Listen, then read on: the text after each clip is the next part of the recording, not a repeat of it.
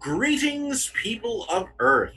My name is Rob Wieland. I am an author, game designer, and professional nerd. And tonight, I am the host of Theater of the Mind Players, your friendly neighborhood live streaming crew. We have a fantastic game on deck for you here tonight. It is going to be a unique experience because it is a game that is built to be played within a single evening. A lot of time, most of the games that we play, we have to take time out for a session zero, and then we come back to it, and everybody has forgotten all their characters. But tonight, we're going to be playing a game where we make our characters, we have a story that we tell, and then we are done with the experience. And the game is Fiasco.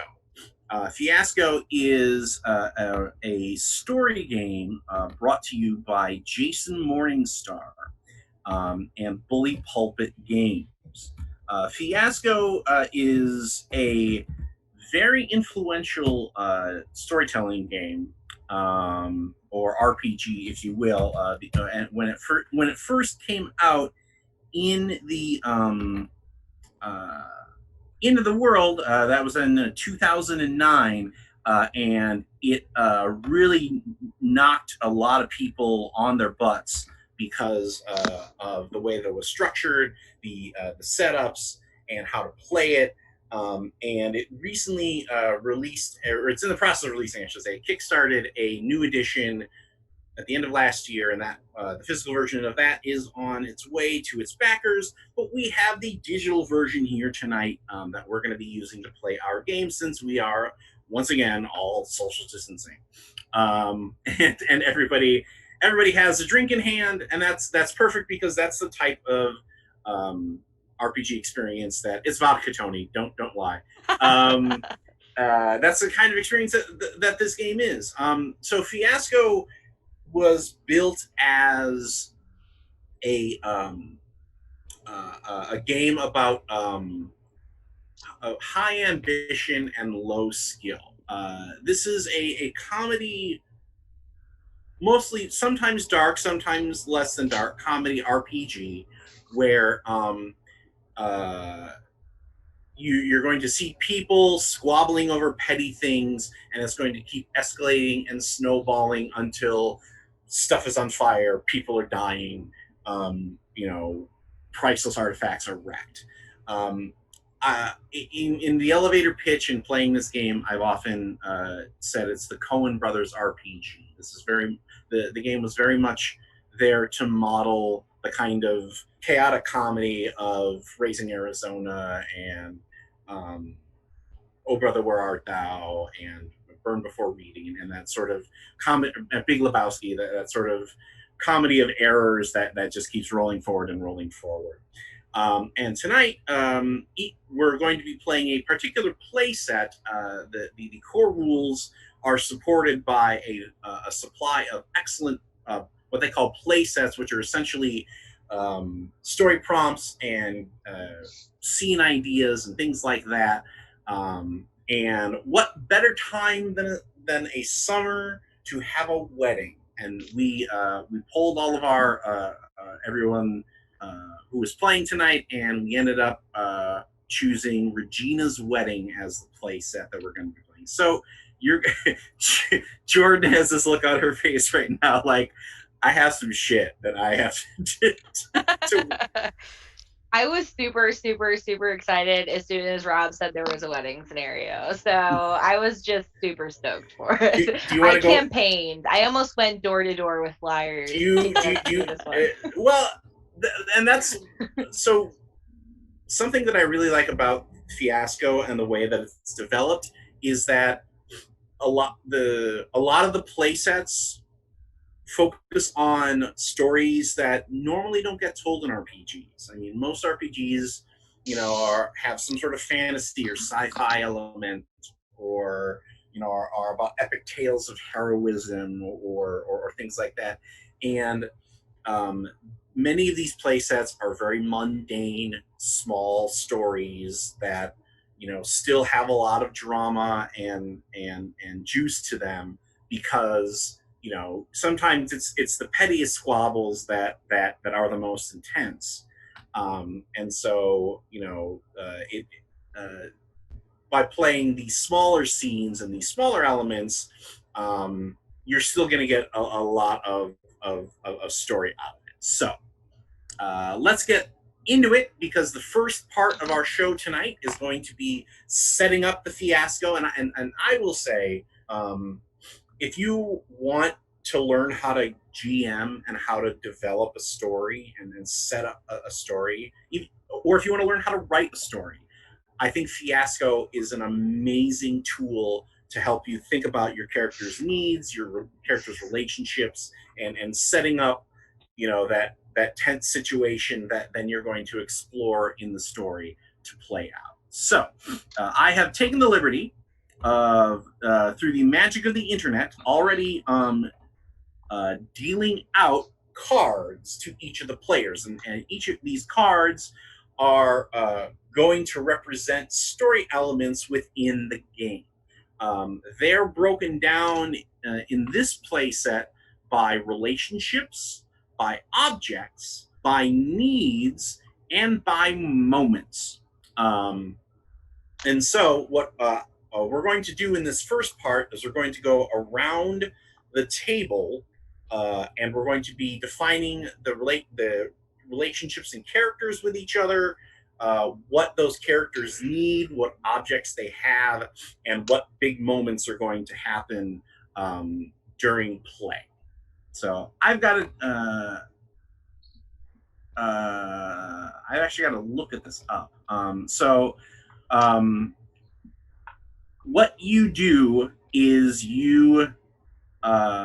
everybody's going to go around, pick one relationship card, and place it on the playmat to determine what their relationship is. And then we'll kind of talk it out and set things up. So I'm going to choose the relationship, the inner circle, the groom and his long-suffering best man. And I'm going to place that relationship in between myself and Tony. Make it a little bigger so folks can see that. Okay, Tony. So, are you the groom, or are you the long-suffering best man? I'll be the long-suffering best man. You'll be the best man? Yeah. Okay. Why are you long-suffering? Like, what is our relationship? Did we go to college? Did we, are we childhood friends? Like, yeah, I think we were childhood friends, and it was kind of like I always kind of lived in your shadow. Okay. So I'm successful. So are you, like, are we both in the same, like, field as far as occupation? Is it or are you like my little brother and I'm the big brother that the family always is like, oh yes, of course, why don't you do things the way that Jeff does them? Yeah, let's go the little brother route. I like that. Okay. What do you think our last name should be? Let's see. Let's take a look at some names. What's the worst last name that a bride could possibly take? Well, her name is Regina. What is it? What is it, Tawnie? I'm not sure. George? Oh. I'm saying Limthong Cull. I kind of like something that, like, I'm thinking of the wedding singer here, like it should be something like Regina Molina or something. Like, oh, that's right. Yes. Oh, that would be good. Yeah. Yes. So, like, something that you're just kind of like, oh, did you just say Hakuna? Yeah. Yeah. Ooh, nice.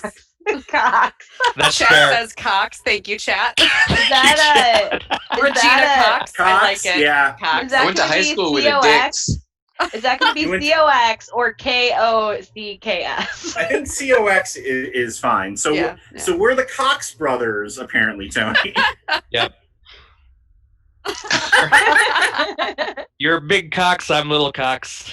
Oh, that's terrible. That is absolutely the nickname that I'm like, hey, little Cox, and I think it's funny every time. Nice. Oh. And you are like, I'm gonna Ugh. stab you in the Yep. throat. Oh no! I always, planning your demise. Perfect. So, all right. I feel like I need so along those lines of big cocks, little cocks. I feel like I need to have like a big name, and you have to have like kind of a diminutive like Felix or like Dickie. or like Dickie or Dickie Cox. Cox. Dickie Cox.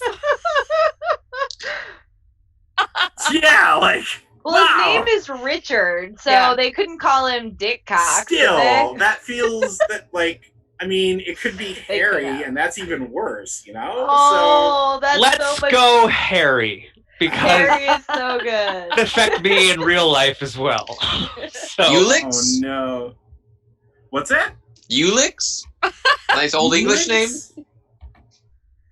Oh, I like that better because it's not quite as obviously terrible, but it's still pretty terrible. that's Because just- it's like, oh, this is a family name. Oh, boy. my god. How do you spell that, Ethan? I have no idea. The guy who I went to middle school with, his last name Dix, chose it when we did Old English thing Oh, as that's his so smart. name. All right, and then I think I'm gonna go with Tony. Why don't you pick a name for me?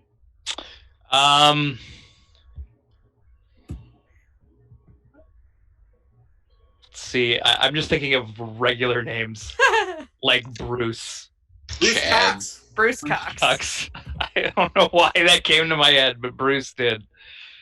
Well, I also like the contrast between like Bruce and Ulix. and Ulix. Like, what? This is my little brother Ulix. Yeah, like what happened? I feel like with a name like Ulix, we are also kind of grossly rich because that sounds like the kind of gross rich name that Oh, like yeah. we named him Ulix so Grandpa would leave us the money kind Yeah. of. Yeah. Okay, Tony, Oh, yeah. you are up. So I choose a relationship for people. Choose relationship, and you place it between two people. The only Does- person you cannot choose relationship for is the one between you and me. Okay, then I am choosing a card called the Groom's Side, Mother of the Groom and Ex-Husband. And I'm putting it between Tawnie and Ethan. Oh boy. Oh. How do I do that? If you, I can show you. If you click on the card and then kind of zoom it like that, Oh! there you go. Okay. Well, I mean, I am a Cox man.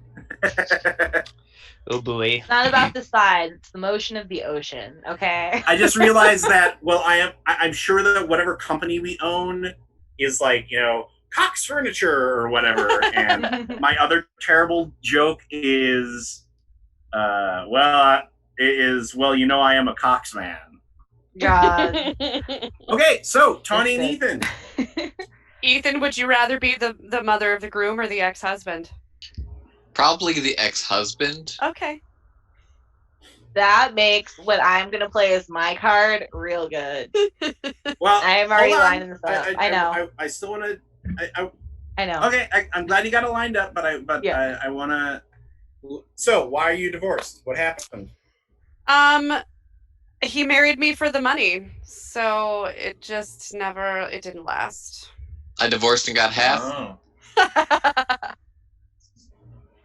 You were like, see ya. Yep. Been here long enough. Didn't get that prenup. Why'd you name me Ulix? For the money. So the grandfather would leave the money, dear. Okay. Yes.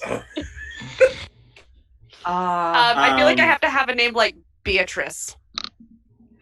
Beatrice Cox? Beatrice Cox. Do you have a problem with this? No. I'm starting to of feel course like- not. I'm starting to feel like Bruce isn't cutting it as a name. Yeah. Yes, I go by B. Not Trixie. Not Trixie Cox. Shit. Definitely Trixie. It's definitely Trixie. I go by Trixie.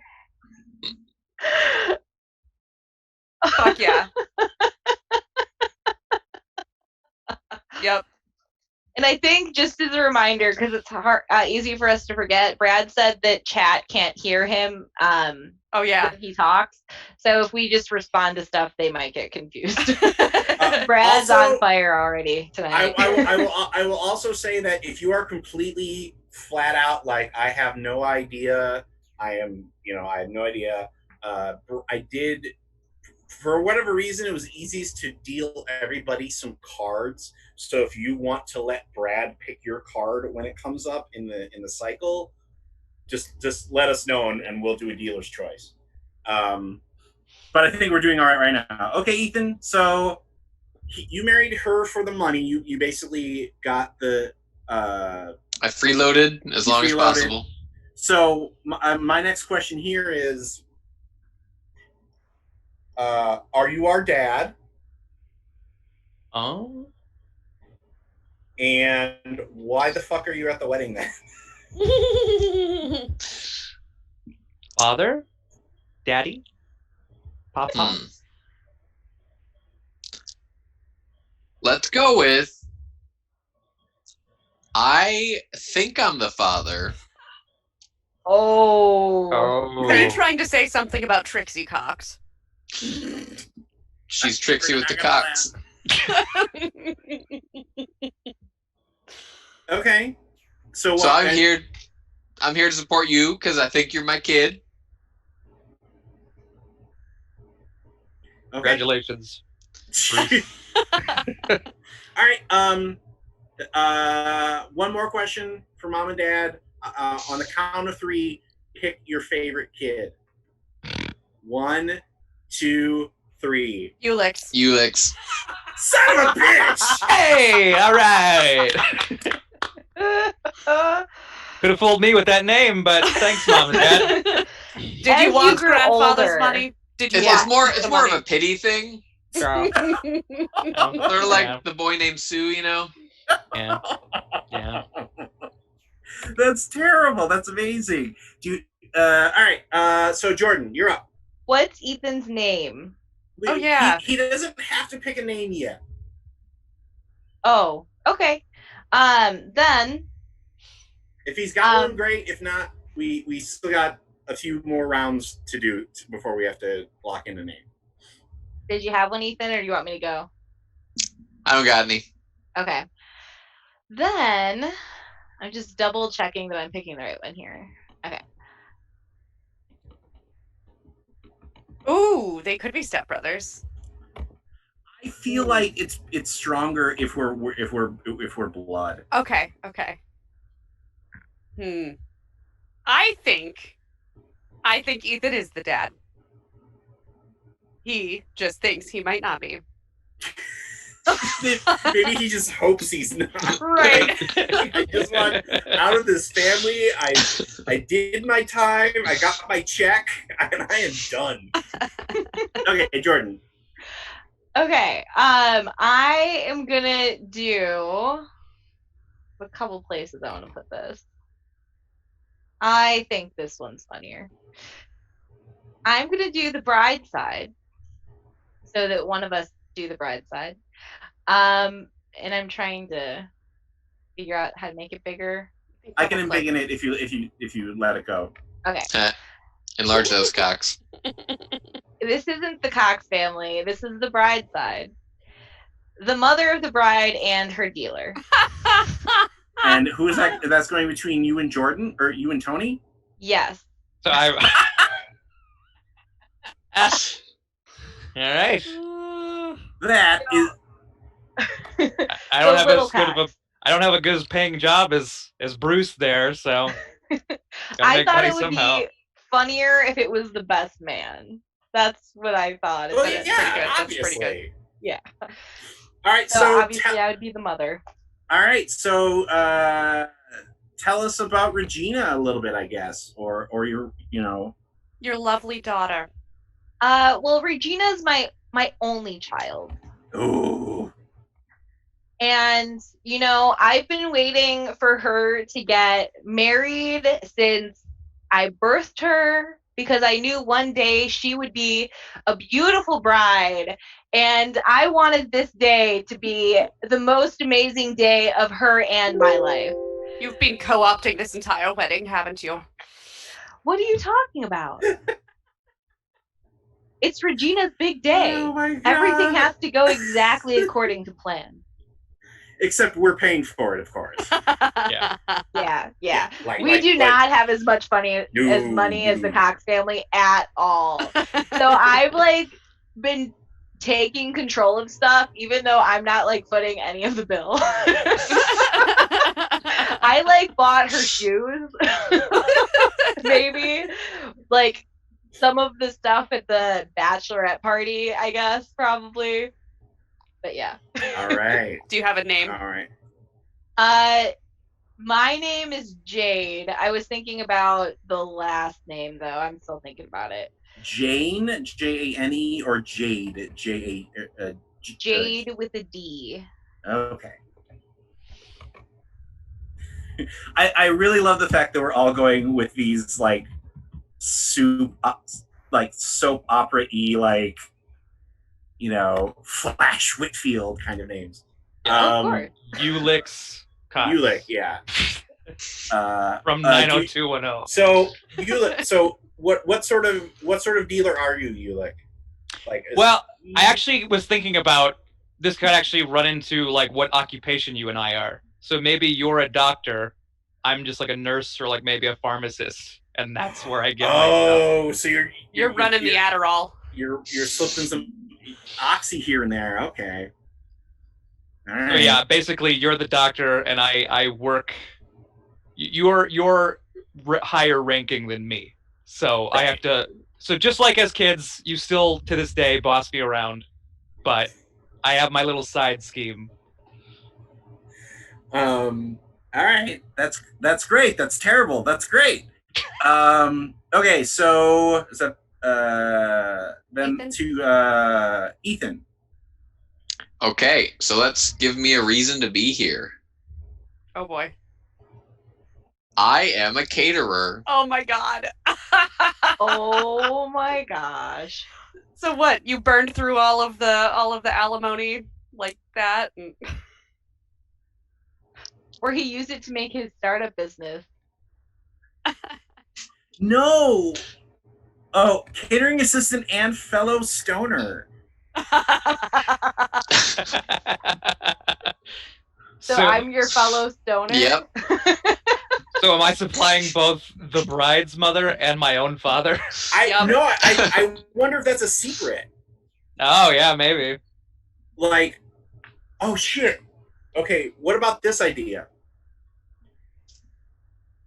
Jordan, you're covering the catering, but you're paying Ethan in pills. Oh, that's so good. Because it's cheaper than actually hiring a caterer. That's so good. That's definitely what I'm doing. That's definitely what I'm doing. Oh my gosh. All right. Tawnie. So fun story, I only had one relationship card, and I think this is going to work out pretty well. Lovely. It's the inner circle. And, oh God, how do I make it bigger? I'll make it. That's what she said. Right. Okay. And it's the groom and his worst enemy. Oh wow. His own mother. Yeah. That's fantastic. And you can't be so accurate. So I'm wondering though, why are you my worst enemy? Why are we worst enemies? Why do I hate you so much? Because I have seen all the terrible things that you have done you're like, oh, I did this for the family, and I'm like, you did this for your fucking self. Am I basically a mob boss at this point? Is that? Well, I think I don't know if I definitely think that you are the matriarch of the family pulling the strings. Oh yeah. And I think that I hate you because every time somebody catches you doing something terrible, you launch into the things that I've sacrificed for this family. Big, No, why? You know I never wanted children, and yet I ruined my body for the pair of you. Whoa. like even though I absolutely give him shit about being named Ulix, I think that was like horrible, because like I still had to watch him get the shit kicked out of him in school, and even though I am absolutely complicit and guilty, there's kind of that, but that's my brother, I'm the one who gets to do that, kind of sympathy there. So I think that's a great card. Okay. Yeah. So now what we want everybody to do is we're going to go through and choose an object, location, need, or in this case, moment, and basically place it next to an existing relationship. And we should have at least one of each type of card, and no more than 2. I think in this particular case, we're probably just going to have one connected to each one. So let me pull up my thing here and look at stuff. I actually got like a crap ton of relationship cards. Me too. I have a bunch of need cards. I have 2 needs and 3 objects. All right. I think...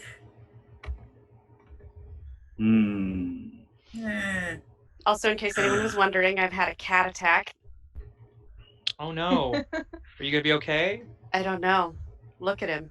He looks ferocious. Yeah. It's like, stop. I was just hanging out. Salvador, her shirt literally says peaceful I warrior. know.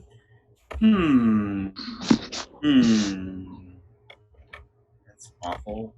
I think You're Brad's on mute. talking, but he's You're on mute, Mr. Brad. Right. I think I'm attaching this to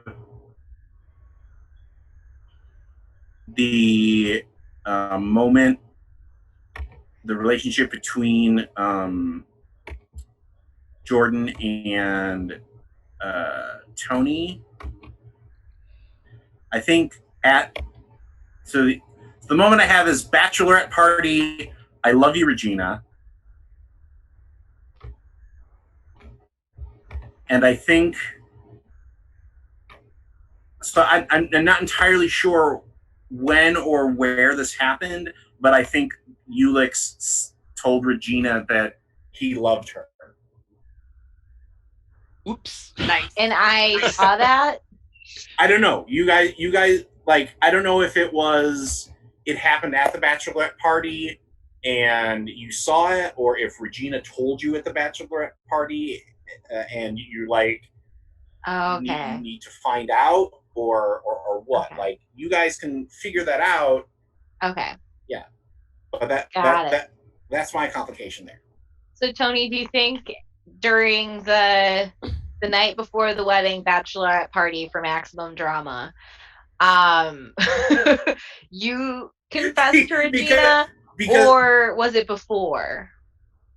When do you think Ulix would have taken Or that? a stripper was supposed to show up and he busts through the door.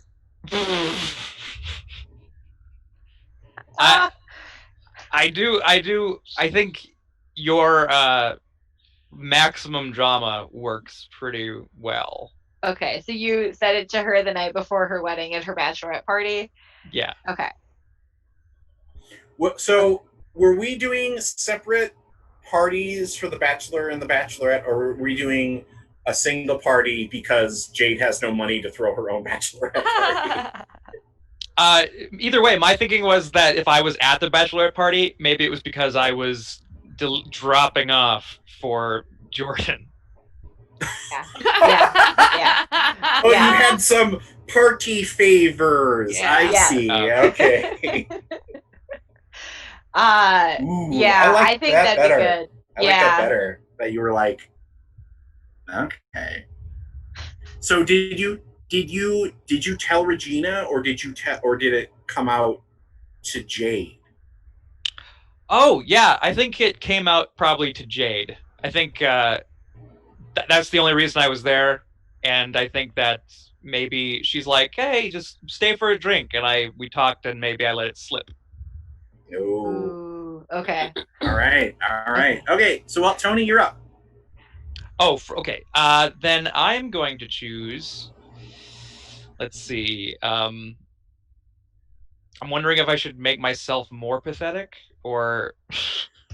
I will tell you that this game favors either the completely perfect or the utterly awful. Like, if you're in the middle, that's when you get screwed over the most. Okay. So I'm gonna do an object, and I'm gonna put it between you and me, Rob. Okay. It's going to be borrowed cheap tuxedo with frayed cuffs. Oh my god. I could have afforded a tuxedo, I'm telling you. Was it like great-grandfather's?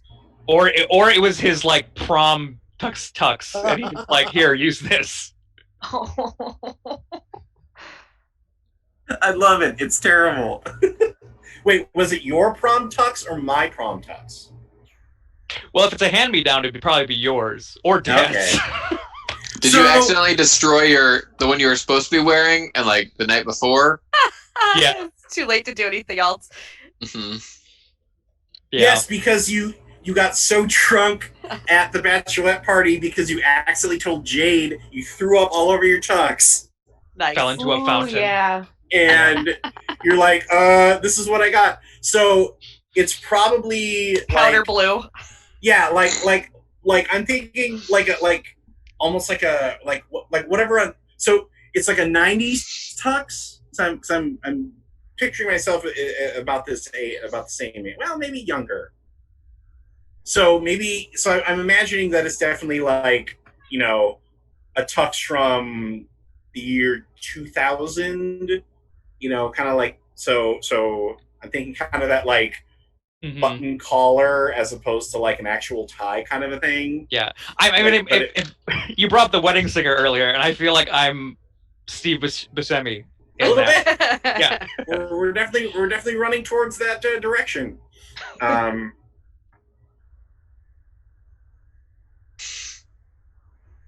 Oh yeah, you've got like this weird ass bolo tie and shit. Oh. So good. Okay, Jordan. From a production of Oklahoma.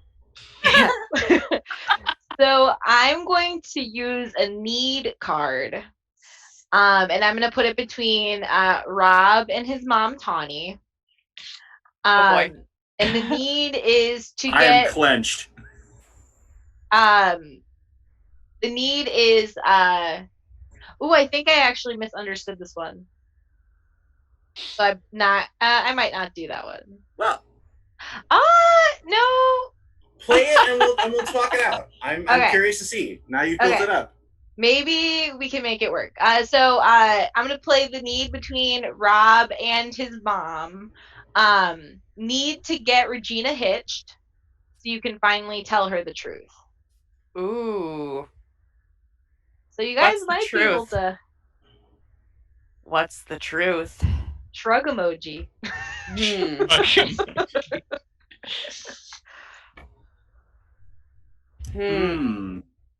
Yeah, I feel like the truth is maybe something that we can play to find out what happens. Okay. Like, I don't know if we need to define it.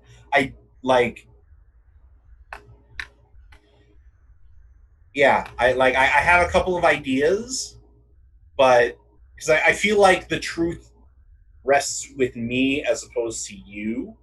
Okay. Yeah. I agree. That makes more sense. I don't like you. I don't really like Regina. So. Do you like anybody?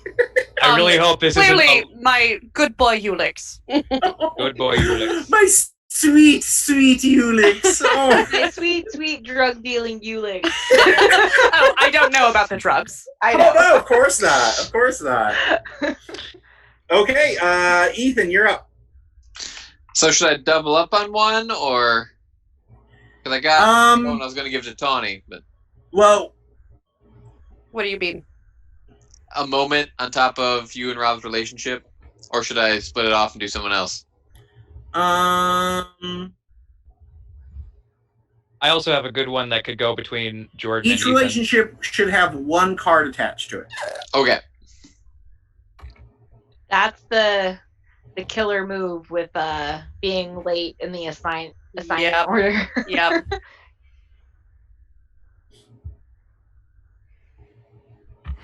I like, for those of you at home, the object card it shows a gun. Yeah.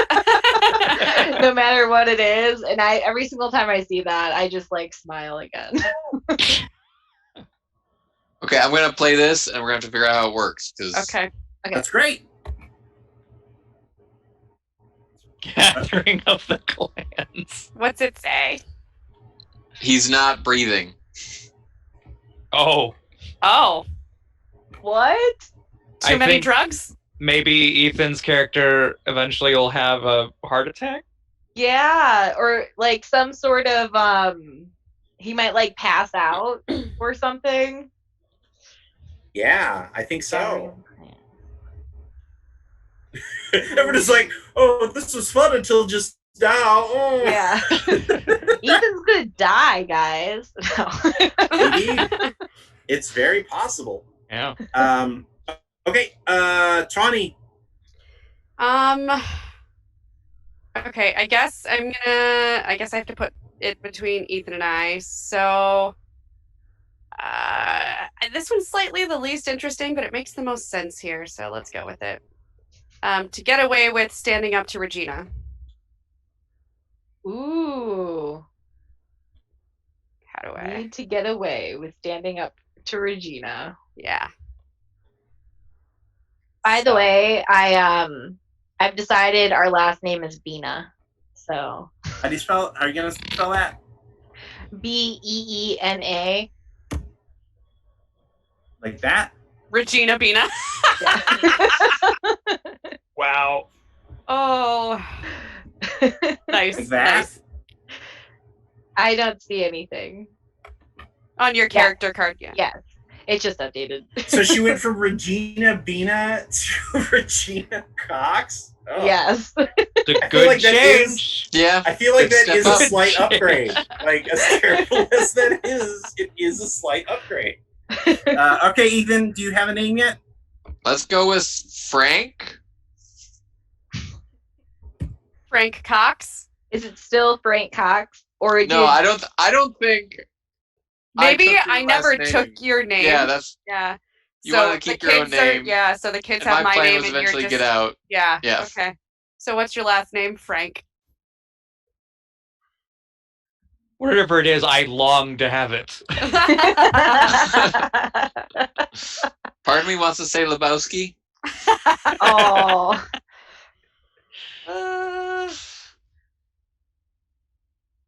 If you don't have an idea, you can always click on the names box and see if something pops up there. That is very convenient.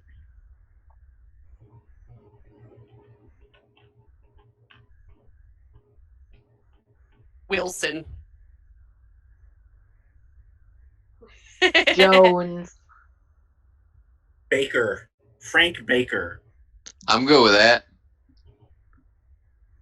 There was no way I was going to be Beatrice Baker. Oh. What an embarrassing name. Isn't that right, Ulix? Ulix Baker has a nice ring to it. You don't speak that way to your mother. All right, folks. So we've got one of each card here.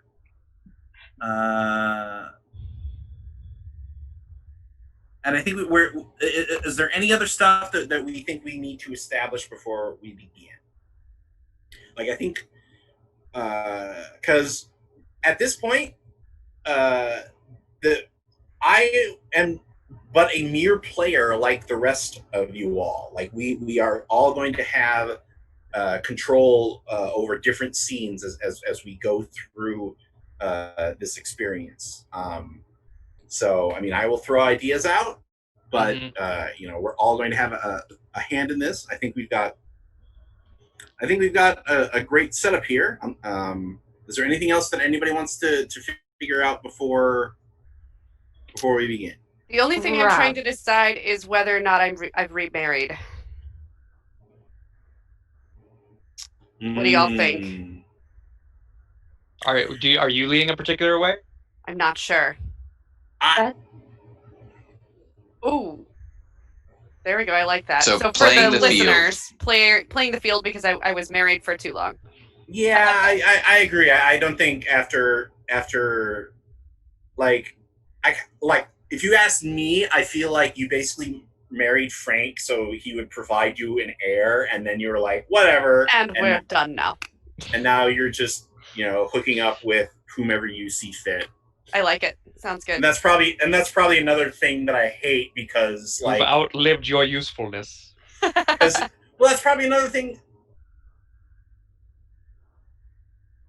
I was gonna say you're hooking up with dudes that are like my age, or maybe and maybe even as young as you look, and it just grosses the shit out of me.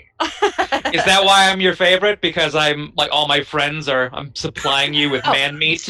Dear. Never. Can I go live with Dad? Bruce, you keep your fat mouth shut. Maybe.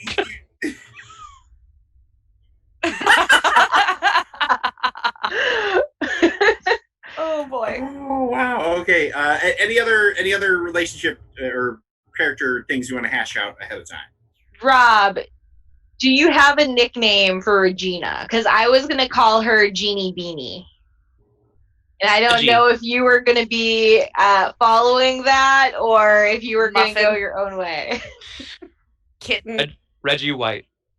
So I guess I have to think about, like, am I happy about this? Like, is our relationship a good relationship? Good question, Bruce. Yeah, with like, and I admit, in thinking about this, I kind of want it to be disgustingly horny. And so I feel like my nickname is probably something really like Lover. Like not like lover. Like, yo, I got some of that Cialis if you need it, brother. Oh my god. Like, no, she's like she's my naughty nurse. Oh god.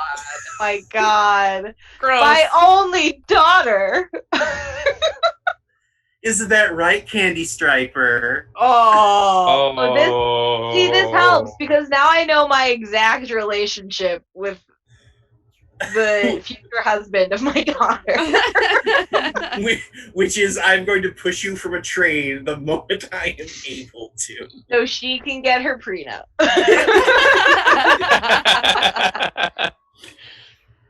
Oh, all right. Okay, any other setup that we think we need to do?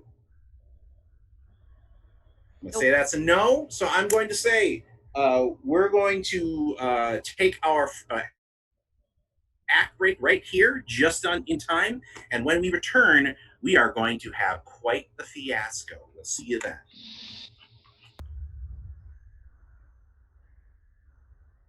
All right, we are back. Jordan, I think your mic is muted. I just fixed it. Welcome back to our first act of our Fiasco game, where we are playing the Regina's Wedding playset, and we are about ready, now that we have set up this delicate web of relationships, needs, objects, and moments, it is now time to crash headlong into them and pull them apart. So the mechanical aspect of Fiasco is actually very simple. We're going to be going around the virtual table here, and every person is going to have a chance to do one of two things. They get to choose whether they're going to establish a scene where they get to pick, like, okay, I want to play this element out and, you know, see where it goes, or they get to choose whether or not they resolve the scene, where they get to say, I want a negative thing to happen to my character here. I want a positive thing to happen to my character here. And then everyone else at the table, and probably those of you who are in chat with us, because we are the People's Live Play group, get a chance to choose the other thing. So if I were to say, well, I want to play a scene with Regina, or I want to highlight the scene with like me and Regina talking about our honeymoon, then everyone else, after we played it for a little bit, would choose whether or not that went well for me or that went poorly for me. Now, negative out there. You were choosing either positive or negative outcomes, and the key here is you either want to have a really positive outcome or you want to have a really negative outcome. Because in these types of stories, there are either characters who are completely untouchable and, glide through life, and it's totally unfair, and, that's the way the world works sometimes. Or you have these characters who get completely crapped on over and over and over again, and at the end, they're the ones who come out of the sewer with the briefcase full of money and slink off to a new life. The people who are in the middle are the ones who get it from both sides and end up broken and battered and terrible. So keep that in mind as you choose these things, because there's a strategy of there's a little bit of gaming strategy here of, well, if you're getting pushed one way or the other, sometimes you want to lean into it. But if you're choosing the outcomes for somebody else, you may want to look at their cards and go, yeah, we're going to phone you a little bit here and knock you down off your pedestal. All right. So these scenes are going to be going in clockwise around the table, but I've decided that because Tawnie was sort of in the in the back seat for all these choices, I decided that she's going to get the chance to call a scene first, and then we're going to go in the clockwise format. So, Tawnie, you get to choose. Do you want to establish, or do you want to resolve? I think let's start with establishing. Okay. So you get to set the scene. Who is there? What are they doing? What generally do you want to happen? If you have you want to choose establish if you have a strong idea already. Whereas if you choose to resolve, you get to determine the scene's outcome for your character, and it's a good idea to choose resolve if you like surprises, because everybody else is going to be setting the scene. Yeah, actually, you know what? No, let's resolve, and I would like a positive outcome for me. You what? How, of course. Trixie. Trixie always comes out on top, darling. All right. See where your son got it from. So I'm going to deal Pardon you. I'm going to deal you a positive outcome card. So you'll hang on to this. Okay. All right, everybody else. What scene do we want Trixie to like? Where is she coming out here? Like, what scene do we want to set up? So the other side of that card has a thing called a tilt. We will save that for after Act 1 here. Okay. So, I feel like since this is the opening scene of the story, we kind of have to establish that Trixie is the like iron-fisted, iron hand and the velvet glove matriarch of the family here. What do you think she's resolving, or like maybe she is speaking to me and Bruce about interacting with our father. That's a good one. Like, your father is going to be here. Yeah, here's some rules.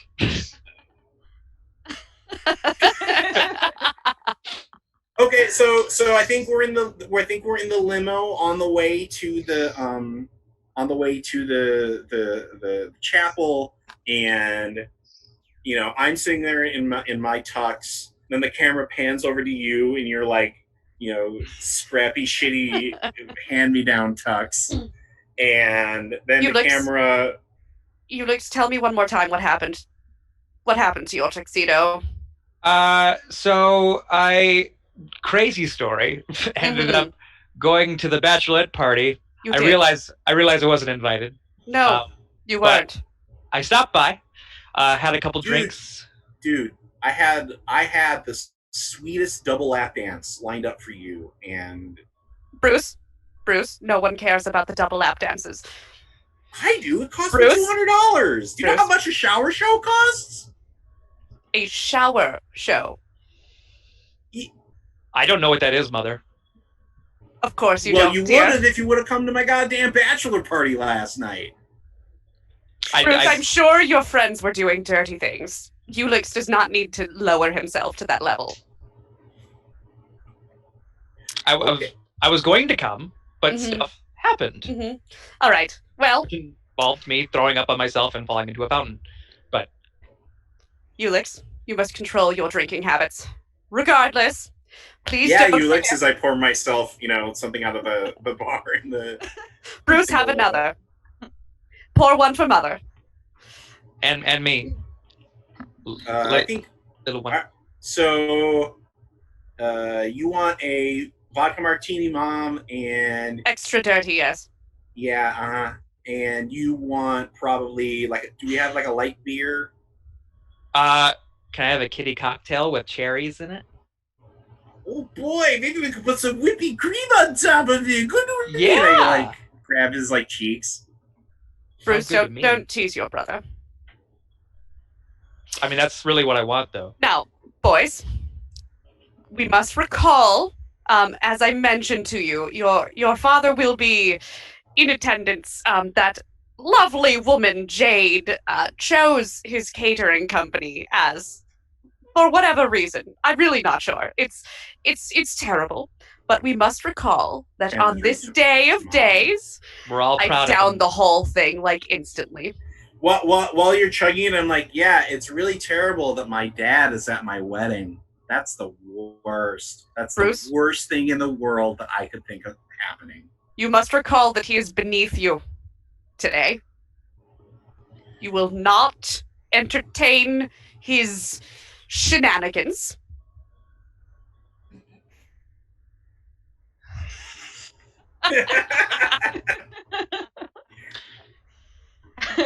or is it Baker Cakers? Baker Cakers. I was going to say Baker's Catering with a K, but Frank's Baker's Cakes is good as well. It's really good. Do we have any questions about the interaction with dear, darling father? I'm surprised you didn't provide us with some talking points here, Mom. There will be no talking. You need no points. Well, then what are you expecting?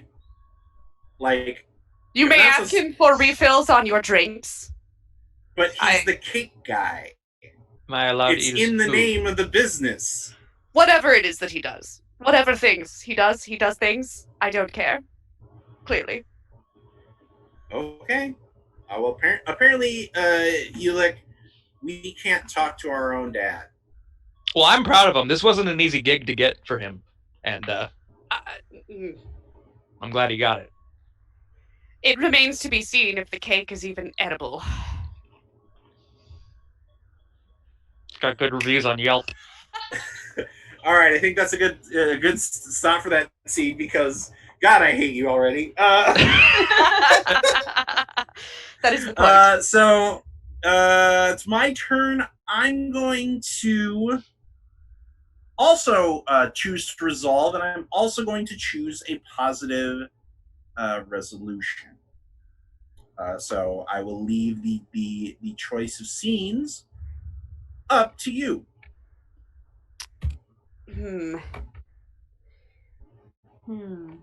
I feel like we've got to have something with, like, mother of the bride and groom.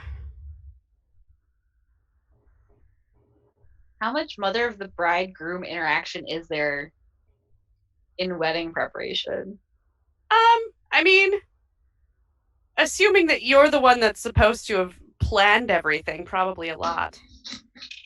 I could be stopping by your guys' dressing room to chat about some items that really need to be made sure that you do them properly during the ceremony. So you have to make sure to do this, and don't forget this, etc., etc., etc. But also, you're there to pick up drugs? Yeah.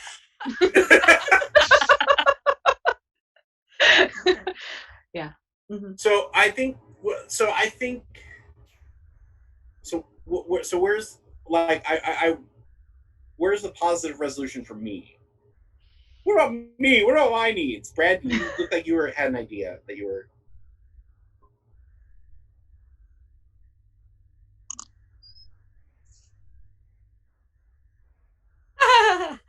Mother of the bride, Zilla. Yeah. So I think she's coming down. I think it depends on how you play it, though, Rob. Right? Because the interaction is me sort of like bustling in, and you can get me to just chill or something like that, or get a concession on something about the wedding that you wanted or something like that. I like that. There's always something that you want to do that somebody's arguing with you. You don't have to do the sand pouring ceremony anymore. You're going to convince her that you don't have to do that. Yeah, like maybe I talk the you unity down, candle. Maybe I talk you down to like one of these things that you wanted to do like 3 of them, and I'm like, okay, we do not need to do the unity candle and the sand pouring and the hand tying. The hand tying. Like, let's pick one, okay? All right. So, where do we have the scene? Where do we have this discussion? Is it just you and me? I'm gonna like burst into the guys' dressing room. Hey, whoa, right there. So I just go knock, knock, knock, knock, knock, knock, knock, knock. I jiggle the handle. Can you get that? Like, I do not want to hang dong in front of my mother-in-law. Okay. Yep. I got it. Guys, hi. I already gave you your stuff. I don't know what you're talking about, and I sort of push you to the side a little bit. So. And I come out like, half dressed, like, so is there like what's the curse of like you seeing, like, am I gonna, what? Brucey, it's not a problem, dear, okay? So I just wanted to make sure that you were clear about the order of the candle lighting and the sand pouring and the hand tying, because if you do the candle lighting after you do the hand tying, that's just like gonna be on fire, and Jeannie Beanie does not need to get burned on her only wedding day in her entire life. Okay. Because you have the rope, right? So you have to make sure to take it out at the right time, know? Okay, Mrs. Bina, now, I wanted to talk to you about this earlier, but I wasn't able to, and I apologize, but this is the very last minute, Brucey. You didn't no. Hey, my mom sprung this on me in the limo ride on the way over here, and she was adamant that we only do the hand tying thing. Listen, I would love the light of your love. Hey, I would love to do all 3 of these things. Because I love expressing my love for Regina, and I love loving her so many times, and repeating it over and over and over again. But gross. My mom is having a real bad day, and she I don't think she's handling the fact that my dad is here really well. And I'm afraid that if we do more than one of these things, then she's probably going to be drunk the entire time and she's going to embarrass herself. And hey, I can vouch for him, by the way. I hear them every night loving on each other like hardcore. No, wait. I really appreciate you letting me stay in your place, by the way, as this wedding is going on. But the love is nonstop. Okay. I mean, okay. It will be easier to get the deposit back if we don't pour sand on this old, like, historical church floor, I guess. That's probably fine. And, like, I'll tell you what, I'll cover the doves. I'll cover the deposit on the doves. And, and so that's just a hand tying ceremony, right? Fine. But later when we do pictures, I'm going to have to light the candle because we put that in the picture package, just so you know. So you guys are going to have to take a picture next to the candle at least, okay? Okay, that's fine. I mean, I talked with, we can do that because we're going to have to change our clothes. Well, like, no, this is great, Miss Bina, because now we don't have to worry about changing clothes after the doves leave glitter all over us. Okay. Because we're cutting that part. We can't actually release the doves. We're borrowing them from a magician. Well, that's what I'm saying. We don't have to worry about that anymore. It's all taken care of. Okay, Brucey, that's fine, I guess. Okay. Thank you, Mrs. B. I really I know how important this day is to you and your daughter. To Jeannie, of course, yeah. And I want to make sure that it gets off on the right foot. Okay, but remember, it's the left foot when you start setting down the aisle. Yeah. Okay. Yeah. Okay. I missed that. All right. Okay. Good. Let's move on to Frank Baker. Because I think you are Tony's actually who gets to so you get to either establish or I'm gonna choose resolve, and I want it to end badly. All right. I'm glad that you are leaning into the pain. Yep. Okay. So what scene here do we want to end badly for poor Ulix?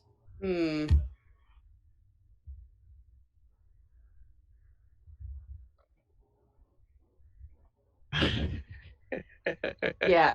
Nice. He finds the kitchen so he can go talk to him. Oh, wait. What if he tries to... What if he's like, "Oh, Dad, I want to help you," and he fucks up the cake? Oh, nice. No wonder Frank's not breathing later.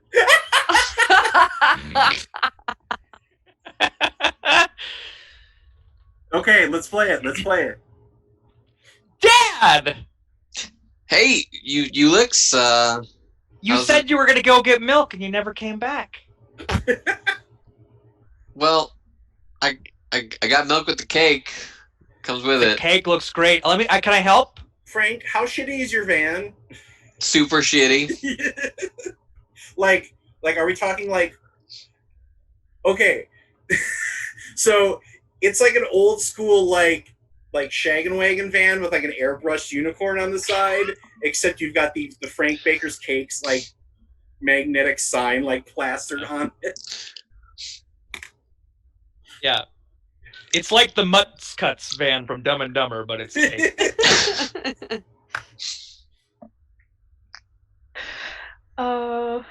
Is the cake in the van? I can go grab it for you. Right now it's in the freezer. We moved it in earlier. All right, I'll get it out of the freezer. No big deal. Hold on. Is it you or your brother that can do paternity tests?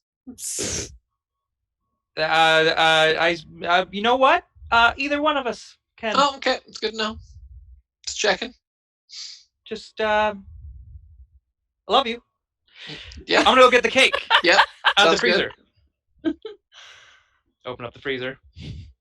Wow, this is really heavy, Dad. Could you come here, quick, Dad, No, I'm Dad, quick, no, quick, Dad. Dad. Ash. Glitter dove marshmallows everywhere.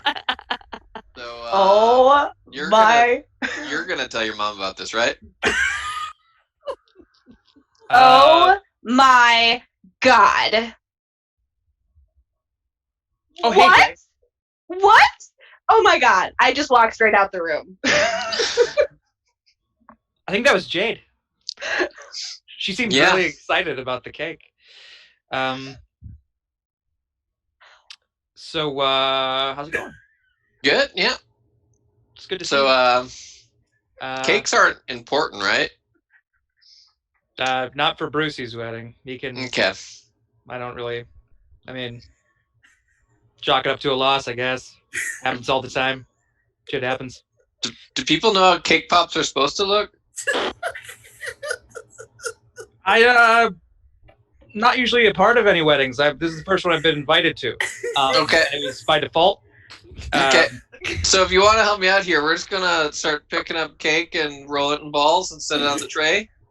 Cake balls. Yeah. At a cock's wedding. Yeah. Good. Whatever. What goes better with cocks and balls? Not a damn thing, Daddy-O. Not a damn thing. God. I think I Okay. can probably find some toothpicks. Can I All live right. Okay. Oh my god. Jordan, let's cut over to your scene. I'm sorry you have to follow that. Which positive or negative is a meltdown? Negative, probably. I'm gonna actually go with negative for my scene. Okay, so you're choosing resolution negative. You got it. She's going on a downer.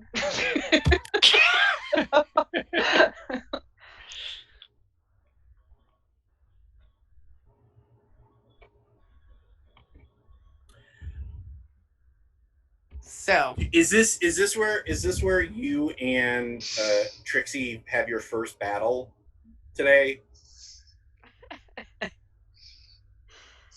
I'm down with that. And I think you lose it. in more ways than one? Well, you lose it and then you lose the battle. Oh, this is what happens. You throw down with Trixie and Regina takes her side. Ooh. I don't even like Regina. I know.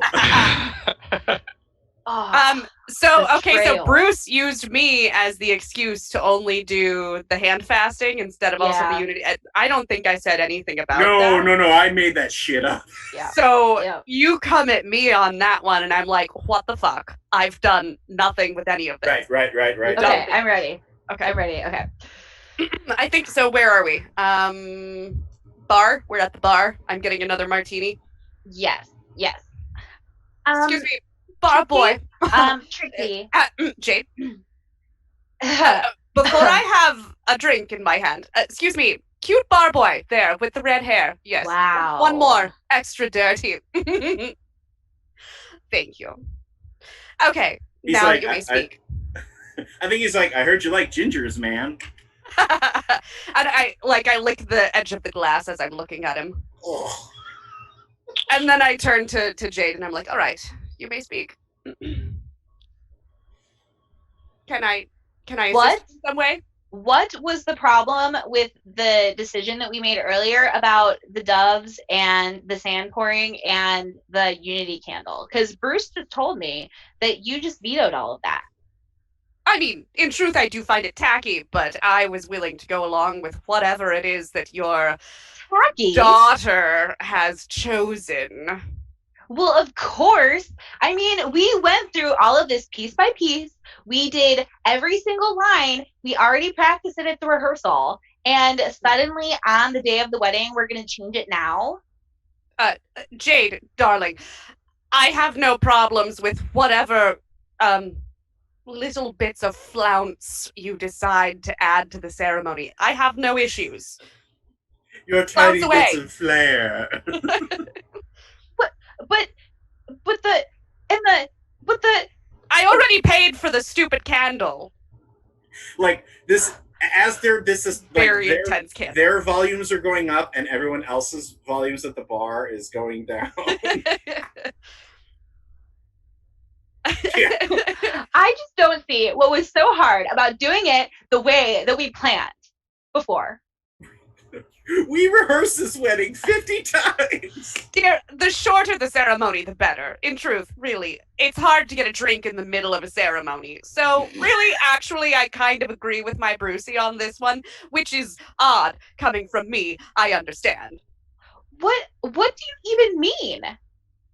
What do I mean? I mean it's hard to get a gin martini in the middle of a wedding ceremony, and if there's a sand pouring and a hand fasting and doves flying and the other thing with the candles, it's a lot. It's a lot. It's truthfully, it's a Jeannie lot, Beanie. dear. Jeannie Beanie, please just talk to your mother-in-law, because we already went over this.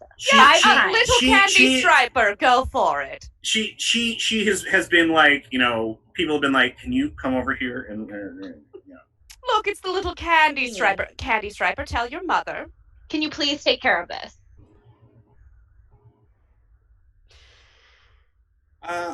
Well, Mom, I think I didn't really need to have the doves, and I really liked the hand binding thing was the thing that I really liked because it was simple. But what about the sands of time? Jade, dear. Oh my gosh. I'm sorry. I have to go. Mom, Ginger Bar Boy, a mimosa for my good friend Jade, please. She's already in the bathroom taking out her little bag. Oh, too bad. I'll drink it myself. And actually, I think he puts it down, and Regina swipes it, chucks it, and then runs off to the bathroom after her mom. So long, dear. Also, I've changed my mind, Trixie. I love you forever. So, okay, so we are on to Ethan, I believe. Are you resolving or are you establishing? Let's do a negative resolve. Oh, man, we're going to run out of those negative cards pretty soon. Okay.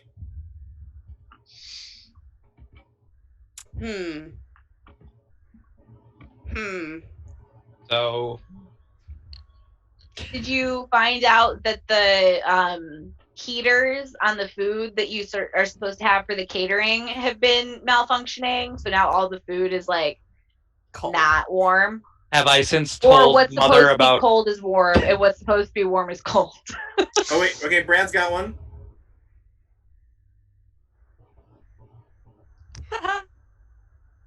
Ooh, that's pretty good.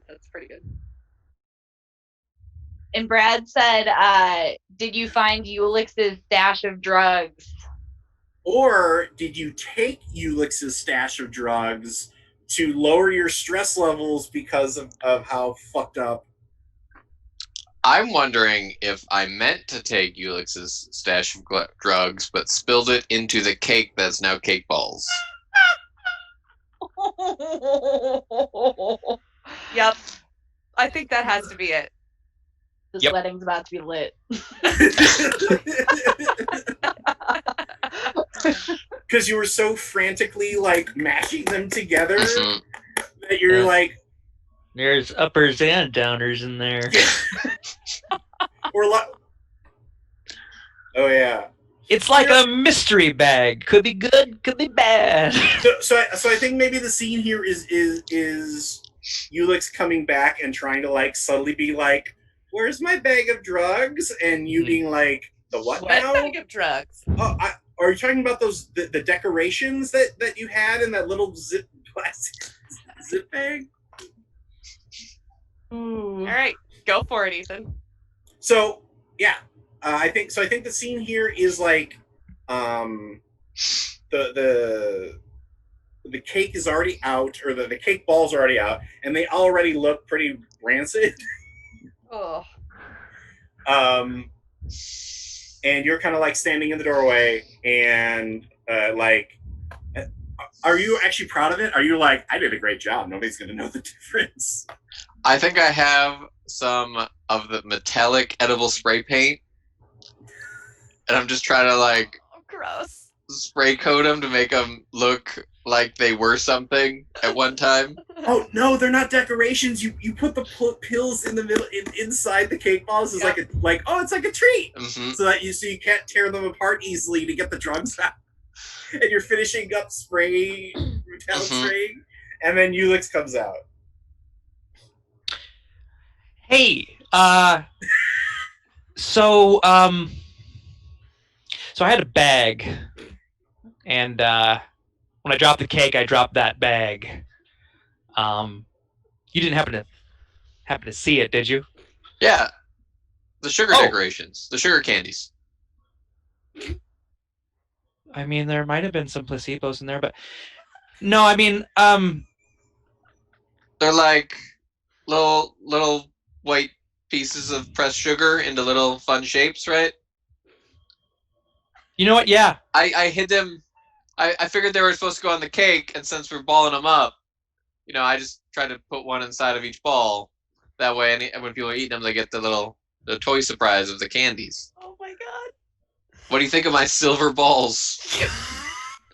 My sweet silver balls.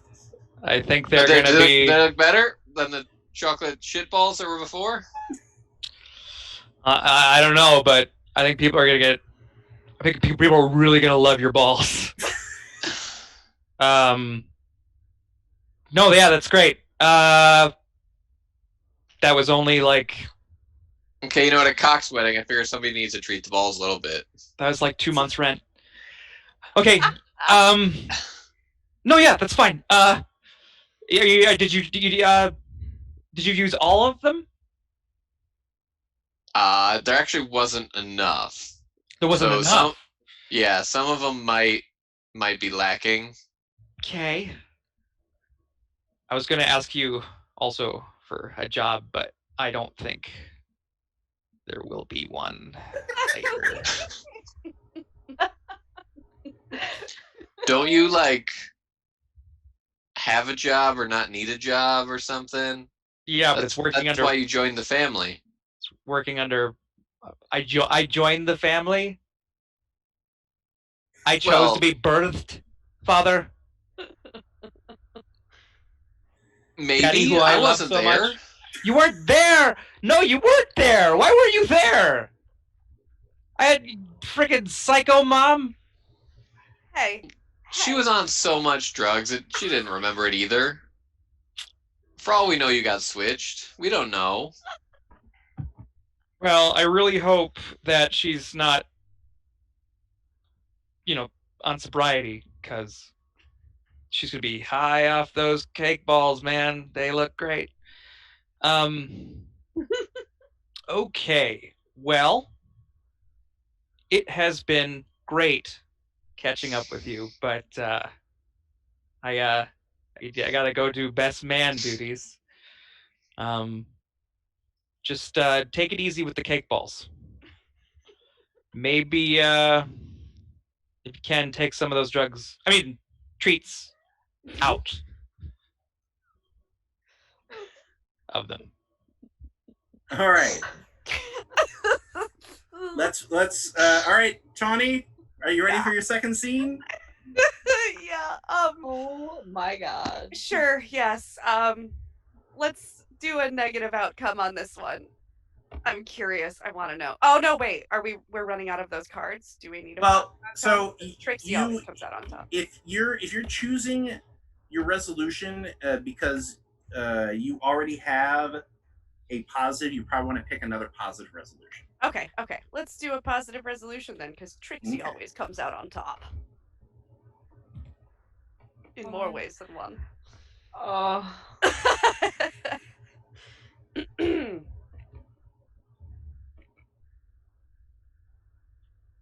Oh, nice. Nice. Here's my suggestion. You obviously banged the bartender, right? Oh yes, the ginger one. Oh my god. Who walks in on you? Mm. Is it me? Is it Frank?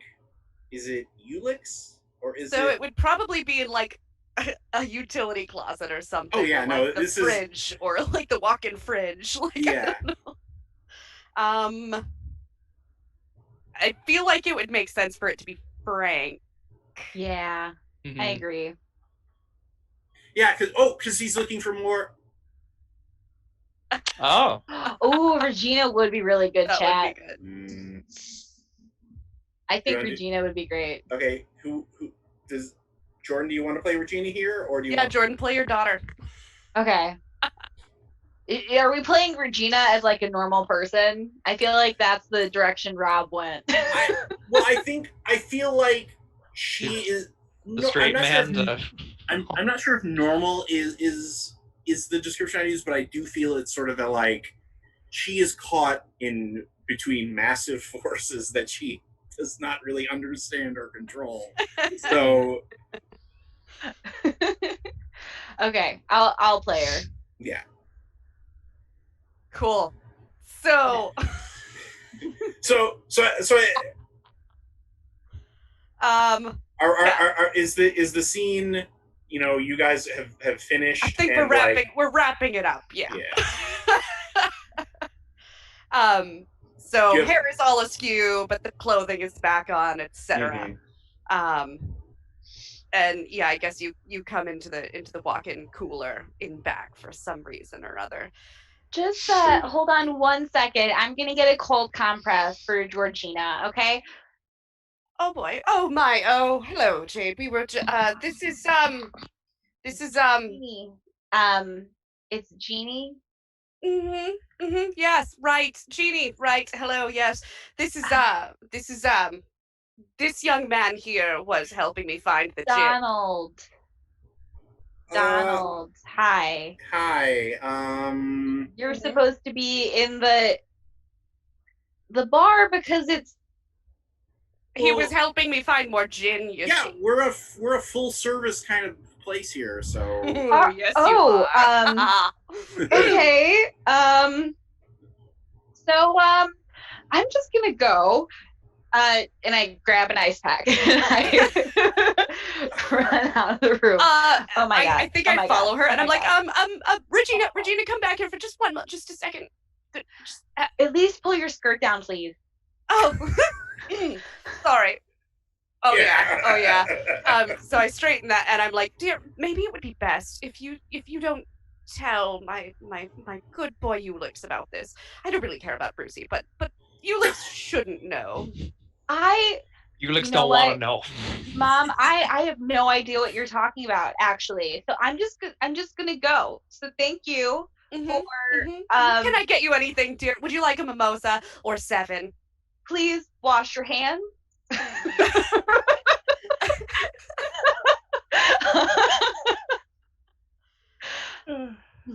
right, you wash your hands and we'll be all square.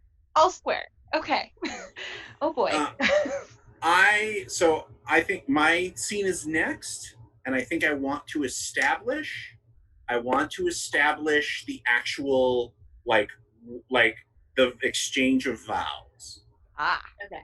So we are in the ceremony. You know, we have done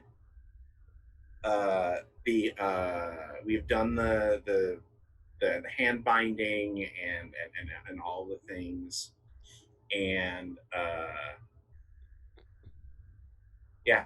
So who wants to play? Do you want to keep playing Regina? Well, I feel like Jade would have things that would be happening during the ceremony. There's like a drone and like. Yeah, I don't know if you could probably take over for Regina for that scene, because what's the caterer gonna do? Yeah. Remember, she goes by Jeannie. Yeah. To herself. So the pastor is like, and now both Jeannie Alec. and both Jeannie and Brucey have have requested to recite their own vows, and we'll start with the group. And I, pull out my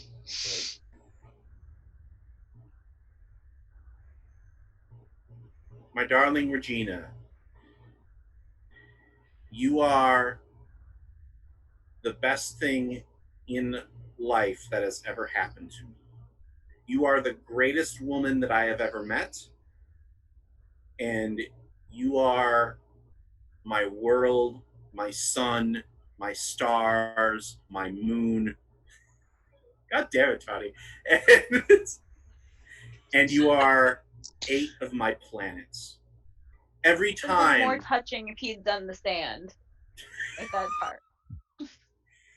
every time I look into the eyes of a patient, I think about the life that I am saving and how I am dedicating it to you.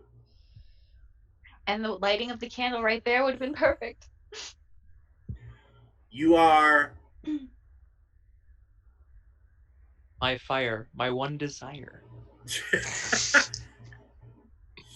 you are my candy striper because you drive me so hard, and I love it every time. You drive me harder and harder to be better, and I love you. Faster. Okay. Brucey? Okay. And now, Regina Vina, or Jeannie, your vows. From the moment I met you, I knew I wanted to be one of the Cox family. In and around the Cox is always where I want to spend my time. Every second of my day, I think, how can I be closer to these individuals and this family? And how can I be part of them? How can I get them inside me? Beautiful. Oh, gross. So beautiful. Oh, gross. Tears. Oh. All right. So, was that a positive or a negative outcome, do you think? She didn't walk away from the altar. And you didn't have to do the stupid sand, so. Yeah. So, we're going with a positive I here? think so. Yeah, I would do positive. All right. Okay, so that means, Tony, you're up, and you are deciding the next, whether you are resolving or whether you are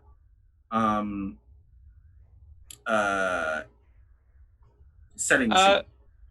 I'll go with resolve again, but this time I'll do a positive for old Ulix. Remember, you probably want to stay negative here if you want a better outcome. Oh, okay. Then Maximize it. I'll keep going negative. You just mentioned earlier that we might be running out, so I'll keep. Did you forget the wedding rings? Yes. Or the hand fasting cords? Because we all know how that goes. That's why I included it in this game. For the listeners out there, Ethan and I did hand fasting at our wedding, and the cords were forgotten. Ethan was in charge of that. That was like the one thing I put him in charge of on the wedding day. So, I'm glad we're dealing with that now. Yeah, it was actually hilarious. I think the drug-induced cake balls had me quite distracted and did not think of the rings at all. Okay, so you're like, and so when do you realize, like we've had this tender moment. What do you do when you realize you don't have the rings? Because you're standing up there. Batman, the rings, please. I think I think it might be that moment where the priest goes, if anybody has a reason, as to why these two should not be wed. Please speak now or forever hold your peace. I look at Ulick and I just go, Stop! Ulick, dear, this is not the time. It is the time. The time for what, darling? Keep playing the scene. I've got to dip for a second. I don't think that this is a good idea. Ulick, Ulick, I think dear, you your might. brother still lives in my home. He does that.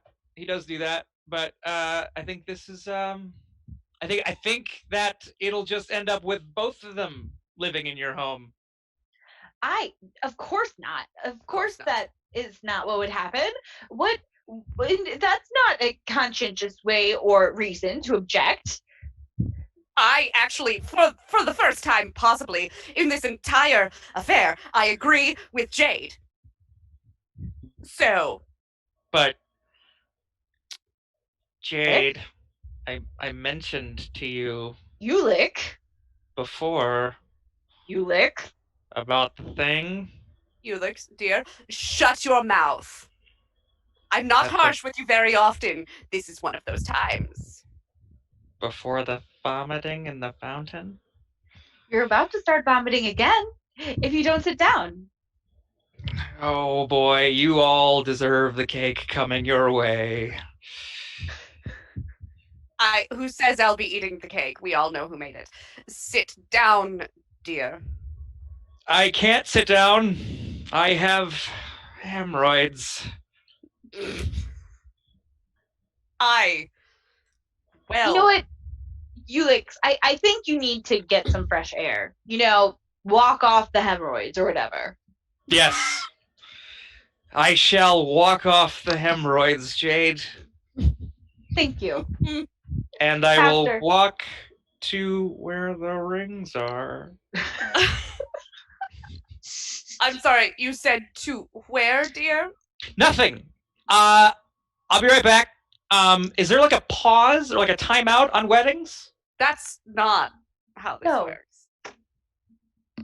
Well, I'm going to invent it. Timeout, everybody. I'll be right back. All right. Let's move on to the next scene. And that's going to be Jordan calling her scene. Are you establishing or are you resolving? I'll establish. Do we want to continue on with the ceremony here, or do we think Ulick's called Wherever you want to be. Ulick's called Okay. timeout. So You get time out. I'm gonna be like, you know what? I'm so sorry, everybody. I'm gonna pull Regina aside as everybody calms down because the entire ceremony is sort of in an uproar. So I'll say we'll reconvene in just a couple minutes, and then pull Regina into a side room to chat. Yes, that's a great suggestion. I do it. I set up so everybody does an early cocktail hour before they return for the rest of the ceremony. Oh my Yes, god. the ceremony has an intermission. Yes. That's gonna win you brownie points with good old Trixie, so. Unless there's something baked into them, Jade doesn't care. Do they hand out the cake balls during the intermission? Or at least try to. Or at least Yeah, try I to? think they would try to. Frank, I guess. He thought it would be a good way to do that. But I want to pull Regina aside so I can talk to her about what Ulick was talking about. Who do you want to play? Who do you want to play Regina? Who you said you had to I'm clear. So Okay. I mean, whoever feels comfortable playing it. I'll take it unless anyone else wants it. Okay. Genie Beanie. So I just wanted to clear something up, just so if it is mentioned again during the rest of the night, we can just move past it. It'll be great. Hi, Louise. Love you, kiddo. Sweet dreams. What are you using it for? So I can. We'll see you later, honey. Okay, I'm sorry. Please, let's rerun that part of the scene. I apologize. Okay. Jeannie Beanie, I just wanted to, clear some things up just in case it comes up later in the night, so you can just ignore it and get on with the celebration and talking to everybody and kissing babies and enjoying, a couple of cocktails, before the what do you? Okay, what do you need to clear up? I mean, so is there something wrong? why do you think Ulick tried to stop your ceremony? Was there something going on between you two that was happening, maybe? No. Are you sure? I think I would know if something was happening between me and Ulix. Like, I'm not going to. Because during your bachelorette party, Silver cake balls? yes, please. Thank you. We didn't order cake balls. Yeah, you did. No, we didn't. Yeah, you there's did. a bunch of little ones for cocktail and one big one to cut later. And Regina's like, well, they're good. They're good. They're great, actually. Can I have another? I haven't had anything to eat in like 2 days. Oh my God. Yeah, take as many as you want. What they might stain your teeth silver, and if you get any chunks of that's supposed to be there. That's fine. She's not supposed to smile with open mouth during the pictures anyways. Jeannie. So Ulix said something about being in love with you at your bachelorette party, darling. That's the only thing that I wanted to say. Oh. So, just if it pops up again during this ceremony or the dancing later or, on your honeymoon, if you ever want to leave Brucey for Ulix, just make sure not to sign the prenup before you do that, okay? Well,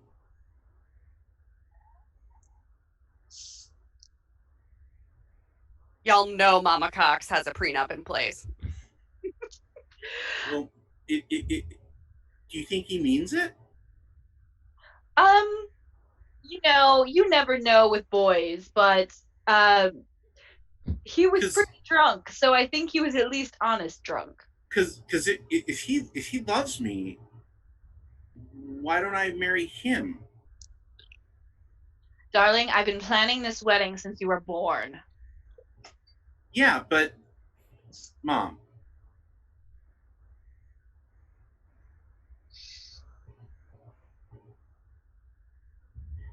I was marrying Brucey so he didn't have to tell his mom that he was gay. Oh. Do you guys want some more cake balls? Yes, please. Oh my gosh. The candy striper stuff makes so much more sense now. Yeah, he was really gross about it. Like there were some times where I had to kick him under the table to be like, okay, you're covering your. Then what were the noises that Ulix kept talking about that he was hearing from your guys' bedroom? He wanted us to pretend to have sex because Ulix was there, so we would literally walk around the room being like, oh yes, you're the best, baby. Oh Dear. Please tell me fake relationship was not one of the clauses in the prenup that you signed.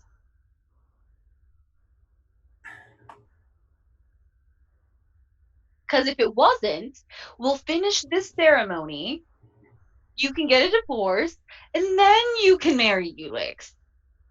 Are you serious? Yes, darling. Mom! We already paid for all of this stuff. I don't mean to eavesdrop. That's the best way to get in and out of the Cox family. Mom, I don't want to go through another one of these weddings.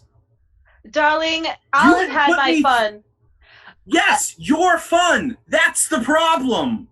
You have been running this wedding for months now. You think I'm going to go through another one that you have to run? Like, oh, I learned all the stuff the first wedding that I planned for my daughter, and now we're going to do the stuff that I didn't get to do in my second wedding. Jeannie Beanie, I gave you one veto for this entire wedding. Don't you think that was enough? You didn't want to ride the horses into the ceremony, and I that was my favorite part. You said no, you used your veto, and now that isn't in the wedding. No. You want me to use my veto? Here is my veto, okay? Here is my veto. Here's my second veto. I'm not getting married. For podcast listeners, Rob is flicking Jordan off. I have never, in your entire life, you have never treated me that way. I think this may be a negative outcome for you. Oh yeah. That was not good. All right. Twist though, that's exciting.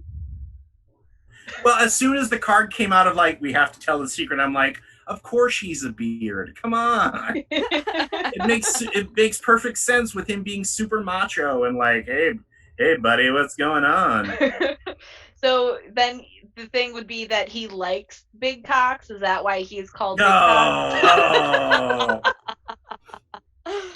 All right, Ethan, you get to call the final scene here. Ethan, your audio is not working. Sorry, I was chewing, so I did a quick mute. Good call. Aren't those cake balls? My thought is I'll establish a scene. Basically, you two are the only two that ate any cake balls because you didn't actually look at them. So I was super upset about it. So now I'm sitting in the back cooler just eating cake balls. Oh boy. Oh boy. As Oh man. Okay. Okay. I think, if I may, Trixie comes storming into the cooler to complain about the cake balls, and that is when you pass the she starts reaming at you, and you just are down. You pass the fuck out. yes. Okay. Yeah, all right. Francis Baker, I swear on my life, I don't know why you've decided giant silver balls of cake was the option here, but it's tacky as hell. Your son's the one that knocked the cake over, made me have to do this. My son. Yeah. Your son also, you dumb son of a... Eventually we'll see. Eventually Here. we'll see. It's been like 27 years, Francis. I'm not eating the silver balls of my ex-husband. Earlier you weren't against that. That was a number of years ago, you stupid man. Are you high? No, I'm just eating cake. You're high. He's high. You wouldn't even know. You wouldn't even know what I am. Your pupils are just very large. I don't have pupils anymore. Pardon? Okay, you Chris, know. How are you going to fix this? I want you to go to the grocery store, and I want you to buy a fucking cake. Now. Right on it. I'm going to get up, take 3 steps, and just fall face forward. Boom! I'm just wheezing. Francis? Francis! I, kick him a little bit. Okay, so I opened the door, and I'm like, hello, someone? Anyone out there? I think he's high. One of the bar assistants comes up and starts. Ginger. It's the guy that it's Donald. Ginger. It's Donald. It's Donald. Donald comes up and is like, I got this. I got this. Thank you. Oh, thank you, sweet boy. Does anybody know CPR? He's Why not would breathing. You need CPR? He's not breathing. What do you mean he's not breathing? Air is not coming in or out of his lungs. We need to call an ambulance right now. Can someone dial IXII? Here, Please, we need an ambulance now, and gives the address to some historic Milwaukee location. All right. I think that is a negative outcome for you here, It Tawnie. That was Ethan's scene. I'm Yeah. sorry. That's a negative outcome for you, Ethan. Okay. So now what we do, now that we've gone around the table twice, is look at the cards that you have in hand from your outcomes, and then basically combine them together. So, if you have a negative outcome, that's a negative. If you have a positive outcome, that's a positive, because it is time for the tilt. And the tilt is when things get weird. Everyone should now have 2 outcome cards, one for each of their 2 scenes. Turn them over. There are interesting, dangerous, and tragic themes that may show up in the second half of the game. The player with the highest blue total chooses a blue outcome from their cards, and the player with the highest red total chooses an outcome from their cards. So I have a total of 5 blue. I have a positive 8. Tony, what is your total? I have 7 red. Okay. Jordan, what is your total? 4 red. Ethan, what is your total? You're You made it out of again. that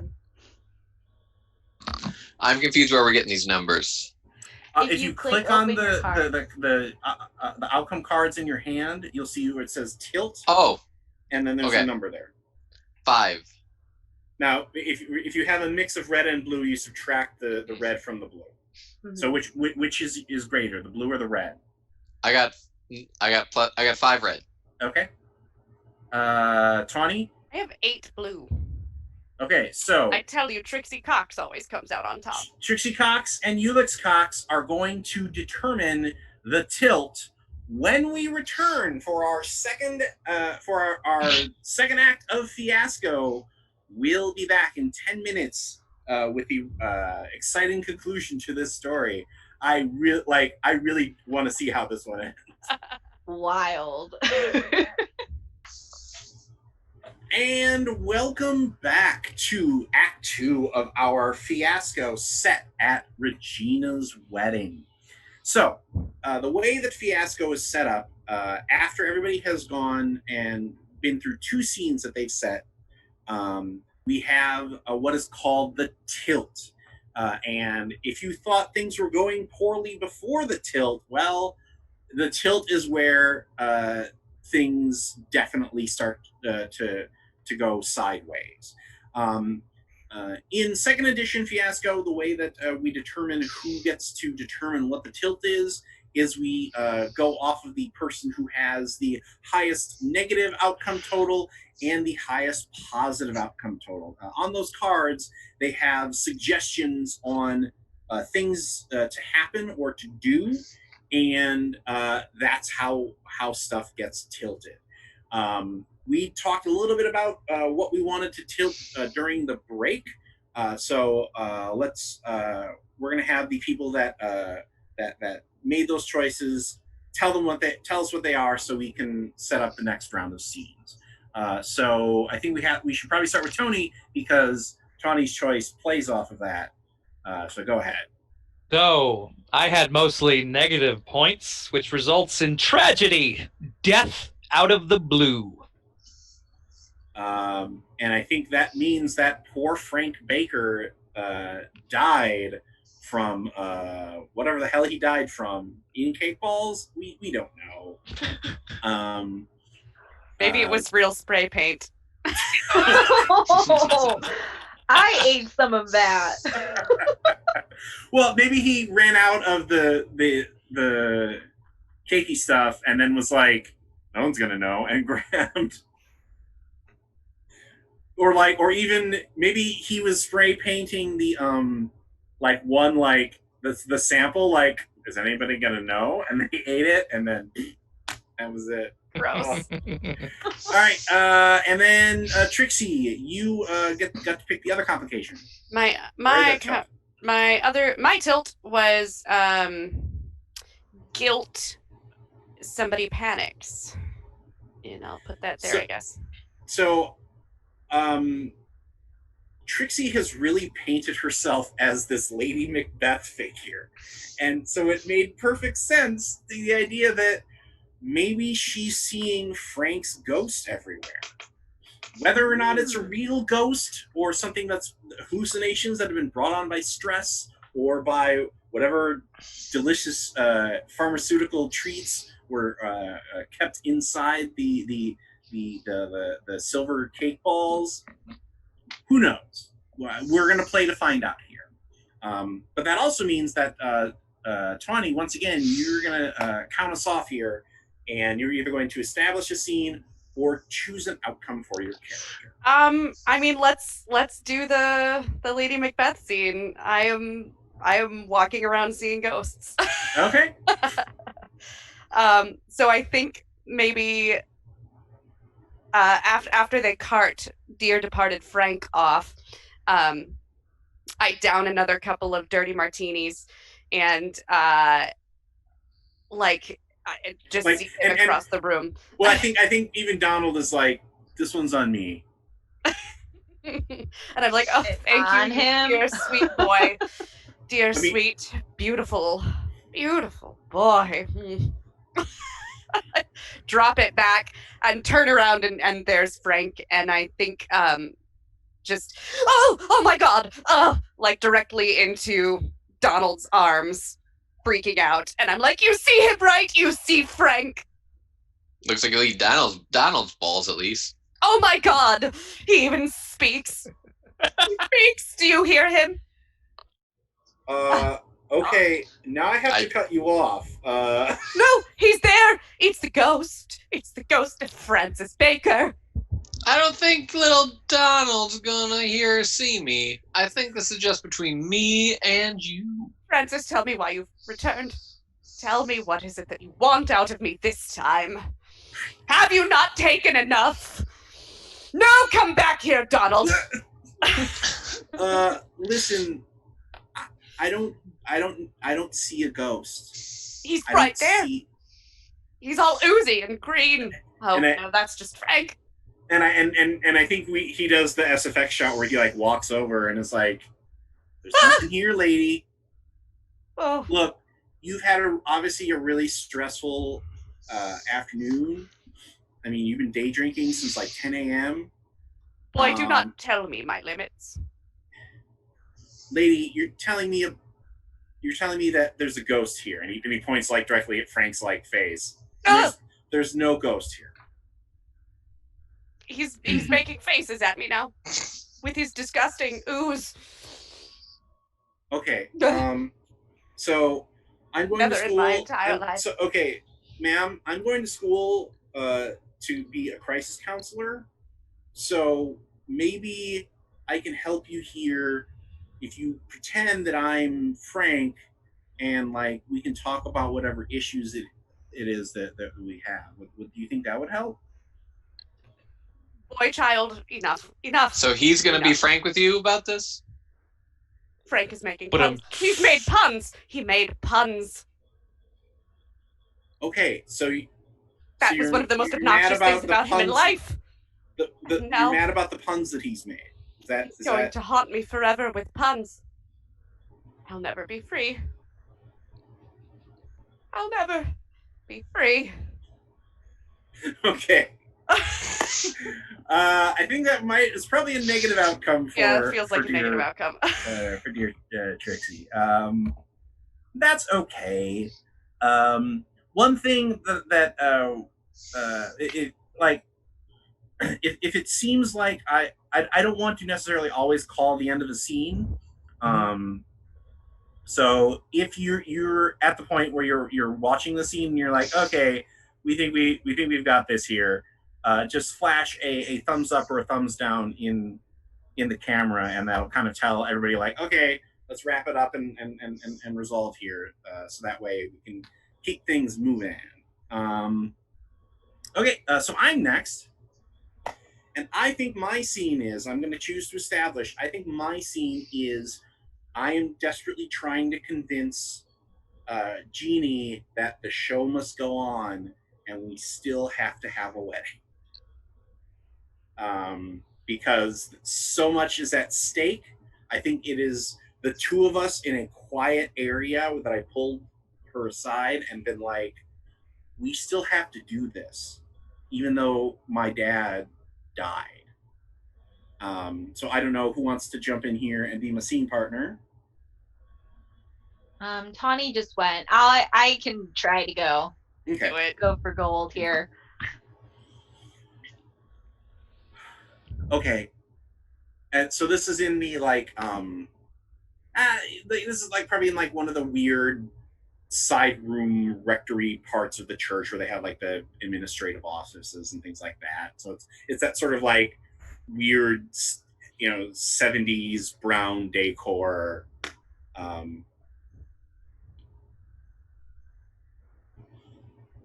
Okay. Bruce, there's no way that we can continue on with this wedding today. We have to. We really can't. We Why really, not? really can't. Why not? Your Okay, father okay. just died, first of all. Somebody died. He was not a big part of my life. His life is gone. It's honestly, it's probably for the better. And not even to say what my mom told me. Because, I mean, you heard Ulix. He objected to our wedding. Does he know why we're getting married? He objected to our wedding because he was so fucking high, he forgot the rings. That's not what my mom told me. Well, what did your mom tell you? He went to the bachelorette party last night and told her that he loved me. Little column A, little column B. This isn't a real relationship, Bruce. It's not. I know But that. I might have a chance to have a real relationship with Ulix. And how's that going to make every part of this family look if I marry you and then get divorced and then marry your brother? I won't have to change my last name again, but that is not a good look. Unless he wants to be a beanie or a Bina. Well, how do you feel about him? Well, I don't know. I've spent a lot of time with you and your brother, and he likes women. You see? So that's it? You're going to throw this all away just because he likes girls? Do you know how much of a screw up Ulix has been for his entire life? And the only reason that he gets to do anything is because mom keeps him around because she feels bad. She had to name him that to get the money from Grandpa Cox, from Big Dicky. Old wrinkly Cox. Old foreskin cut. No. But Bruce, You don't you know you think he's a screw up. He's not lying to his mother and getting married so he can finally tell his mom that he's gay. Oh, now you're moralizing? You were willing to go through all of this for to join the family and then quietly divorce me 2 years later? But you gotta understand. Are you just holding out for more money? Is that what this is? I've already signed the prenup. There's not going to be any more money. What if there was? What do you mean, what if there was? Your mom won't let that happen. Your mom always comes out on top. She says it every 2 hours. We know. Yeah, well, I'm willing to write you a check for 6 figures to make sure that she loses this one, on top of what you get in the divorce. Trixie Cox is not going to like this. Let me talk about it with my mom again. I don't want to go through another wedding after how much of a nightmare this one has been, Oh, Bruce. boo fucking who, all right? 6 figures. Well, once you're done with these 2 weddings, we never have to talk to each other again, and you and your mom can go and plan 15 more weddings for you. I don't want any more weddings. After this nightmare, if the entire institution of marriage was abolished, I would die happy. Have you seen my mother's scrapbook? Have you seen it? It's as tall as your house of clippings that she's been collecting since I was in vitro inserted into her.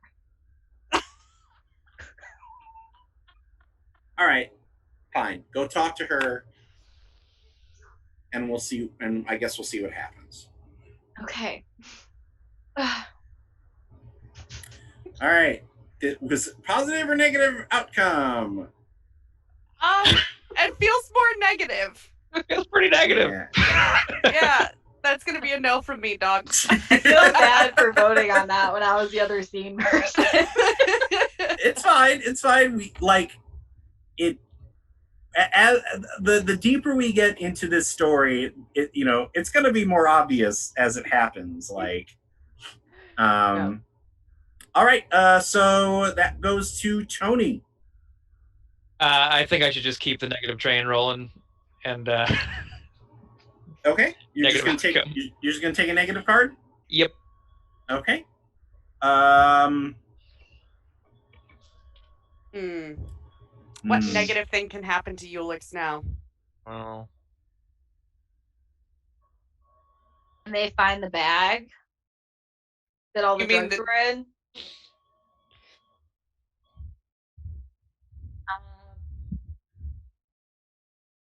Maybe you start seeing the ghost as well?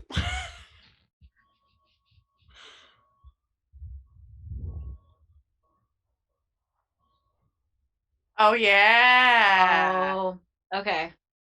Oh, Yeah. and maybe Jeannie is like, I am done with this entire family. I am no. She would be valid. She would be so You'd right. be so bad. No, yeah, I do not blame her. And if she emancipates herself from her mother, that would also be so valid. So I think Jeannie is on her way to talk to Jade, and Ulix, you're like, all right, now or never. Here we go. Who do you want to play Regina? Does anybody feel like it? I can do it, or Ethan can do it. Ethan, you did a pretty good job with the vows. He did do a really good job with the vows. Let's go with Ethan. It has to end up negatively for Tony, Yes. remember? So you catch her on the stairs leading Yeah. up to the church. Hey, Regina. Hey, hi. Hey, Do you This is already gonna be so sad. Oh my god. you remember what I when I did that thing during the wedding and I where you forgot the rings? I mean I did forget the rings too, but I stopped Where it you, because where you paused it? I did talk about Hemorrhoids. listen. Yeah. Did you talk to your mom at all? I'm gonna tell you no.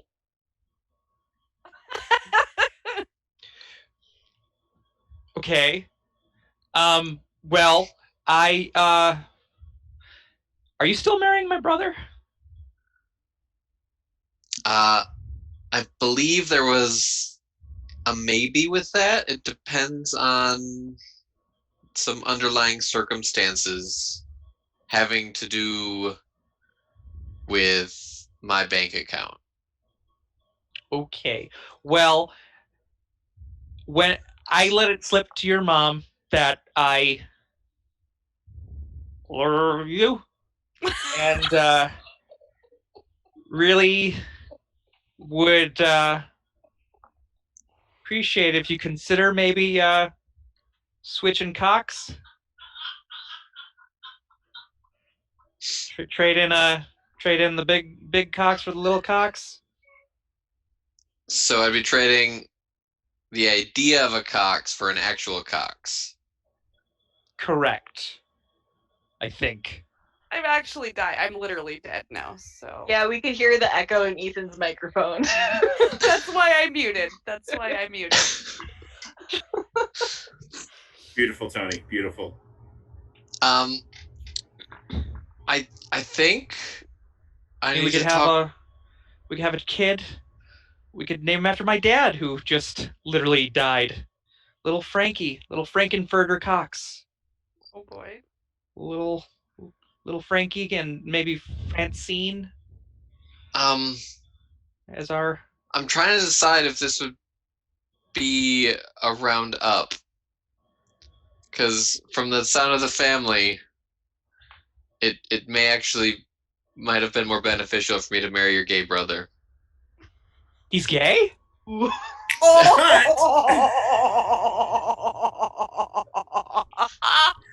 That That's is a good cut. fantastic. Yeah. Oh, so good.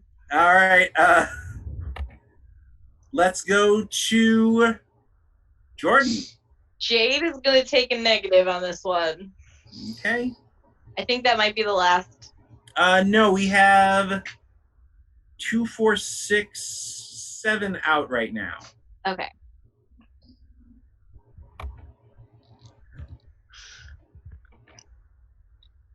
Woo. So a negative, huh? Mm-hmm. Let me check here.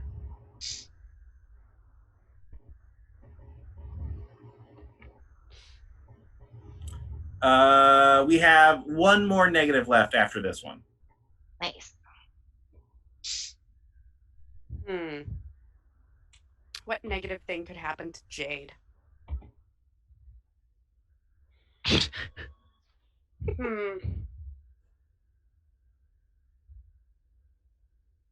Yeah. Could go very poorly. To me. I was gonna say, yeah, if she's made this decision of I'm out, maybe this is where her and Jade have their throwdown. Yeah, their final discussion. Mm-hmm. So Jordan, who do you want to play Regina in this? Who hasn't played Regina? Me. I think Tawnie has, or Tony. Okay, the T's. Yes. Yep. Let's do. Tony just went, so let's do Tawnie if you're cool with that. All right, and this has to be a negative outcome for you. Yep. Okay. And you're being Genie Beanie. So the normalist of people. Yes. The normalist that we've played so far. Great. Okay. So where are we chatting? I think I am in between the bathroom and the bridal suite. Okay. In the venue. Sorting through my stash. And maybe you're coming out of the bathroom oh, yeah. Oh, hi, honey. I want to talk to you. Yeah. Beanie. Oh, Mom. Hi. Yeah. Yeah. So, darling, I just talked to the DJ about Baker no longer rising. He's dead. Yeah. And we can just do a moment of silence when the reception starts, and then we can order in some Panera or something, because I'm pretty sure all of the food is being bagged and tagged at the moment in the kitchen. Are you we could just have a fast cash wedding. It's fine. Are you implying that we move forward with this farce of a day? You told me all about Bruce. We can just get it over with and then you don't have to worry about it anymore. Literally none of this is worth it. Literally none of this is worth it. Darling, if you don't go through with it now, then what was all of the suffering from before worth? You know what? It'll be like that little blip on my past that I'll remember as that funny little joke in like 5 years. But for now, it's a nightmare, and I think I have PTSD. Darling, you've never been to Vietnam. Is that right? I think that's... But, That's What? not how that works. How What? is that how is that somehow condescending, racist, and amazing? It's amazing. he is an awful Wow. person. Oh no, it's perfect. But like that's just like a triple threat shot. Wow. Oh, yeah. I have an idea. I've got an idea. Why don't you marry Brucey? But I don't have a wedding dress, sweetie. And technically, I'm still married to your father. I think that's illegal. Was worth a try. But it'll just be really quick. We can just do like the quick version of the ceremony to get No. through it. Everybody's...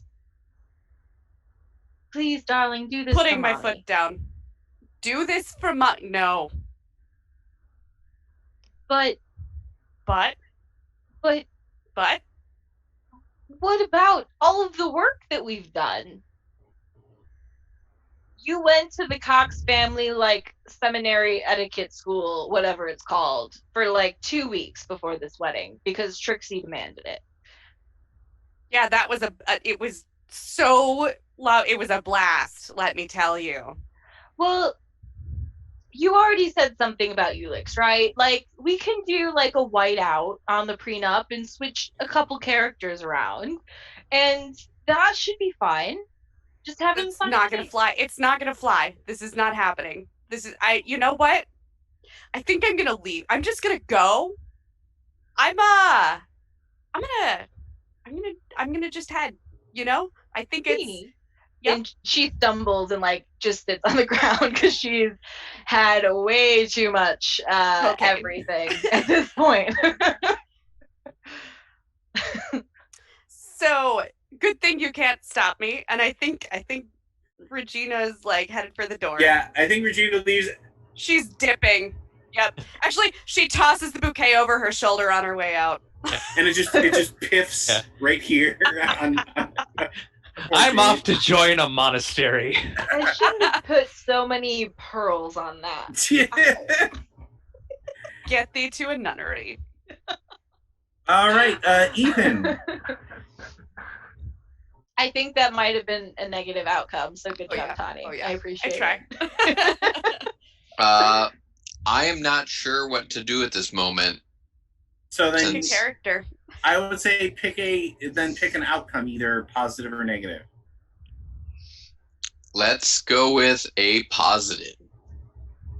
Because in theory, in the end, we can still talk about like Frank's legacy, kind of.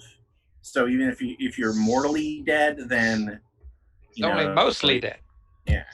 You can be used as a warning example of things to not do. Anytime my father dies at a wedding, it's known as a Frank. So, what positive outcome can we talk about Frank here? Well, depends on how positive. We could have it where the doctors eventually revive him. He could get revived in the ambulance. Yeah.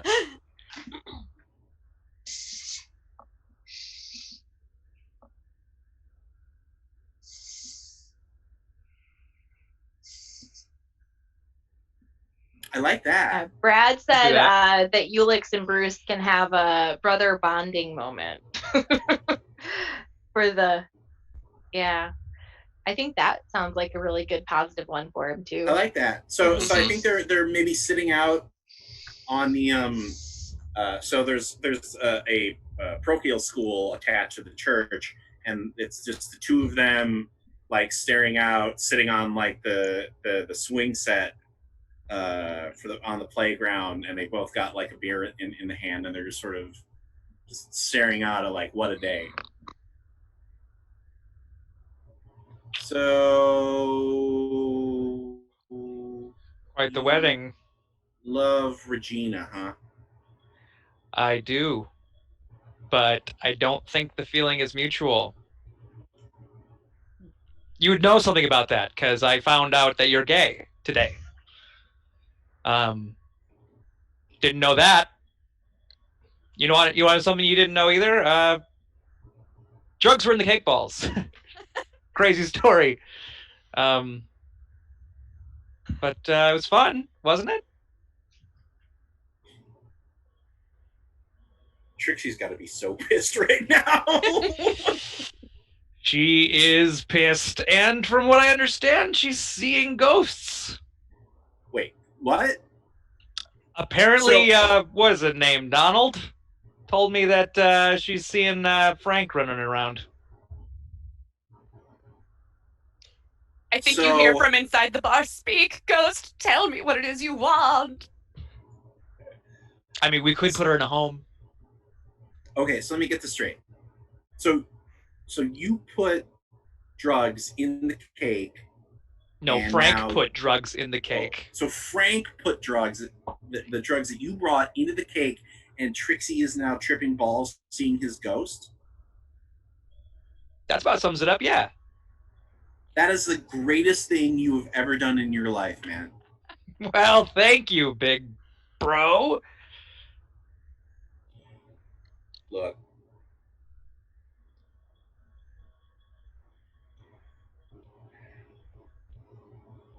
I think I hated you because I was keeping such a big secret. And you didn't ever have to do that. Like, fine, you're a screw up. You know what? You're you. I had all this pressure of being a doctor and being,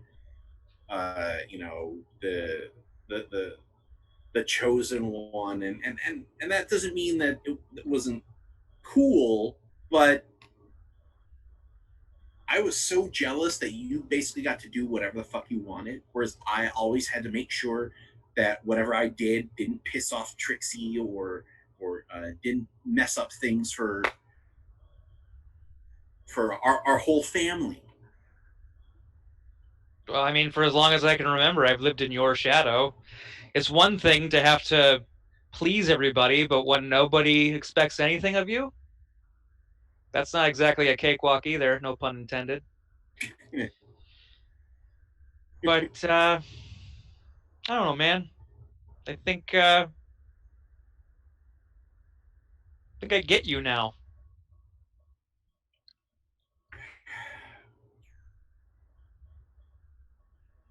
Here's to Frank. To Frank. He got out at just the right time. He was almost never in. Tink. Tink. All right, Tawnie, you are up for your final called scene. All right, let's give Trixie one last positive to come out on top.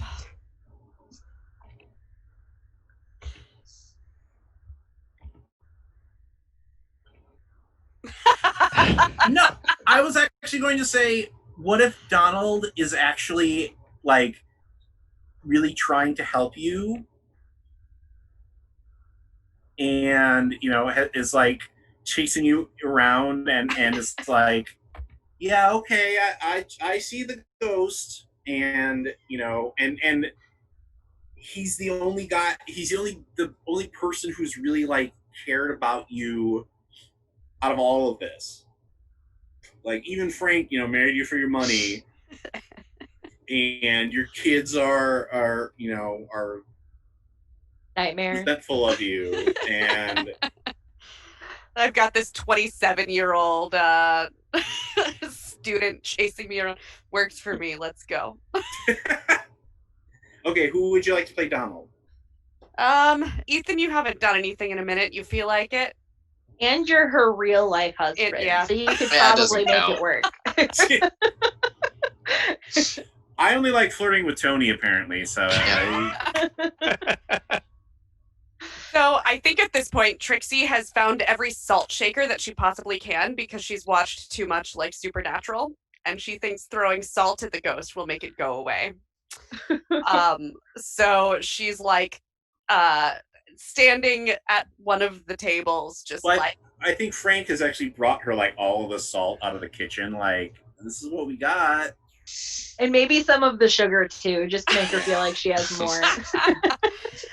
and yeah, so she's like taking handfuls of salt and just yelling like, "The power of salt compels you." That's great. Out, damned Frank. I don't think that's how that works. I think I we saw need it to on a get- TV show once. Spray. More spray.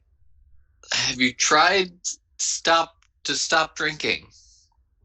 Why ever would I do that? Because maybe Frank is trying to send you a message. Frank has never done anything good in his entire life. Why would he do good things in death?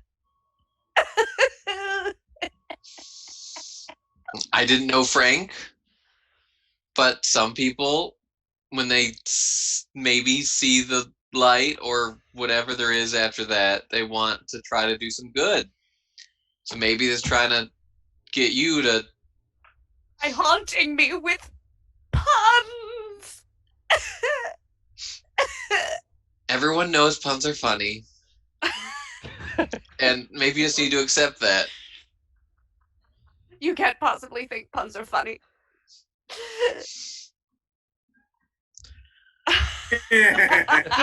Here's a Frank response. Everybody knows they're punny. I throw another handful of salt squarely into Ghost Frank's face. Now you're assaulting me? Oh, Lord of the Board, Brad. That's such a good one. No!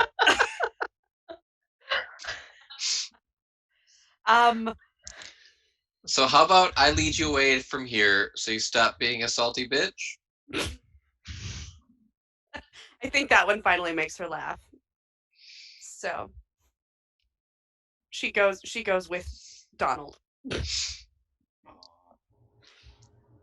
All right, let's go to our next scene, which is me. Oh, man.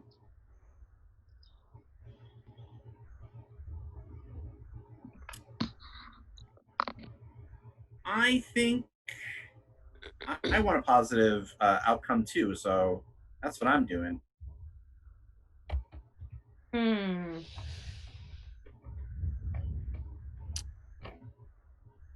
Maybe Brucey meets someone here. Paramedic. Yeah, you are a doctor. Yes.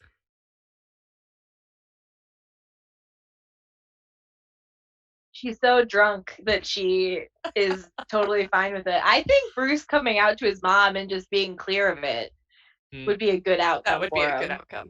Well, I like the fact that he does it because you're so wrecked. He's like, maybe she won't even remember. Like, Yeah. but I said If it goes bad, I can try again. I can walk it back and be like, you were really wasted, Mom. I don't know. I said stay. I was gonna stay and clean up after the. No. So, yeah. So after Donald makes you laugh, I think he probably gives her a cup of coffee, like a Yeah. whole pot. And Bruce comes and sits down and Brucey, dear, I'm sorry that this day has turned into such a I don't have the words. I mean, it can't get any worse, right? I don't know. I think I'm being haunted by your dead father with his puns for the rest of my life. You're seeing Dad's ghost. Oh, he's right there. I tried throwing salt. You know, I saw it in that show with the cute boys. Yeah. Mm. Yeah, I know that. Jensen Ackles is a really That one. talented, handsome actor. He is. He truly is. So that show is really, really interesting because I like both of the actors. I mean, I'm more of a Misha Collins. a Dean than a Sam, you know. But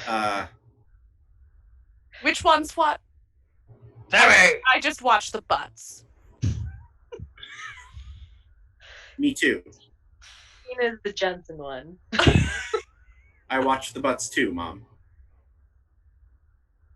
Are you implying? Wait. Oh, thank God. What? I said thank God. How many of those cake balls did you eat? Enough. Not enough. I'm not sure. You're okay This with this? makes so much sense, Brucey. Well, I was so scared Of what? of you. What did you think I was gonna do? You know, I've tried my hand at a number of different things. Mom, every time I do something, you disapprove of it. Did you ever think that maybe you simply weren't being true to yourself? And I can feel it in my soul, Brucey. I feel it. In my fingers. Feel it in my toes. Well, you had a really awful way of showing it. After all I've done for you, Brucey. After all I've given up for this family. Okay, see, this is what we're And talking you can't about. even be honest with me. Mom, I was just honest with you, and you're doing this.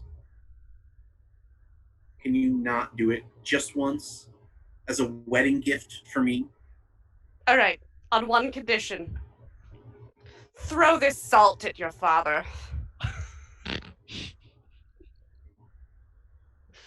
Maybe it'll work if it's not me. Okay. All right. Hits Ulix. Ah! Oh, my beautiful face! Well, you're up, Ulix. Oh, am I? Yeah.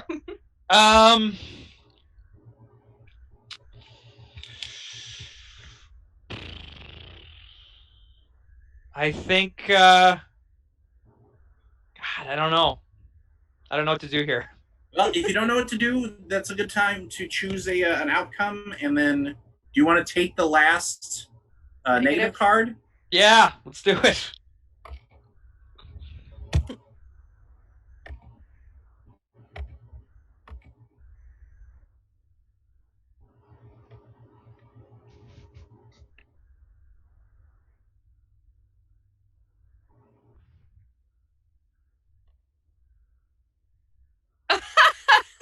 I could.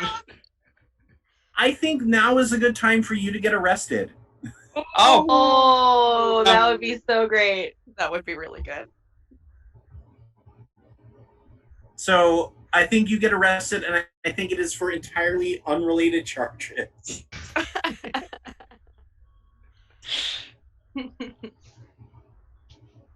so I'll just be like leaning over to Brucey and be like, I think we're gonna go to hit on Jeannie's mom. Well, Brucey went to talk to Your mom. Trixie. Oh, right, yeah. So well, yeah, you're. I think so. I think you I think are. what happens is I'm walking and there's like either a sunset or a sunrise, and I do the fucking Breakfast Club fist in the air, and then that's when the cops are like, whoop whoop. Yeah. Yeah. Okay, I think I don't even think we need to do a dialogue there. I think that's a perfect enough scene. Just the hangdog expression. Right. Don't worry, Mommy will bail you out later. Don't you forget about me. A zoom out, and you're not wearing pants. Yeah. Like Yeah. I was gonna say, like only his cheap tuxedo top. Yeah. Yeah. all right. So Jordan. Yes. So I think Jade found out that there's drugs in the cake balls. So now she's like going through them. Okay. I don't know who else would be there for that, but No, I think that's a great scene, and it's a positive scene because it has to be. Yeah. So I think you basically just kind of build your own stash from like. Is this the last round? Yes. Okay. So I think if it's actually not that, if this is the last round. Well, after this, there is what's called an aftermath, where you kind of like. Okay. Okay, then that works. Yeah. Perfect. Okay. So like the aftermath is basically the montage at the end of the movie where everybody kind of wraps up their story. But if this is just you plucking, like basically walking out of the I see her walking out of the away from the cake ball table, and they're just all busted open. Yeah. And you're like, you know, you start walking down the stairs, and we just hear like a shook of your bag just full of pills. Yeah. Ethan. Positive. Maybe we should do a quick scene of the priest that's been trying to deal with all this shit. Maybe he could exercise Frank. So Frank can finally be free of his mortal coil. I like that. I think I like that it keeps the ambiguity of whether or not Frank is really a ghost, because the priest is just kind of like, sure, Jesus, lady. I just imagine him sitting on the back porch smoking a cigarette. And you being like, yeah. So why don't we quick play that scene and have Ethan? Do you want to play the priest as Trixie comes to you to ask for exorcism? Dear Holy Father, who art in heaven, here upon the back porch with your cigarette. What in the name of Lord is it now? I'm being haunted. You must help me. You must. Ask him. I point at Donald. He will tell you. I think this day is haunting us all, my child.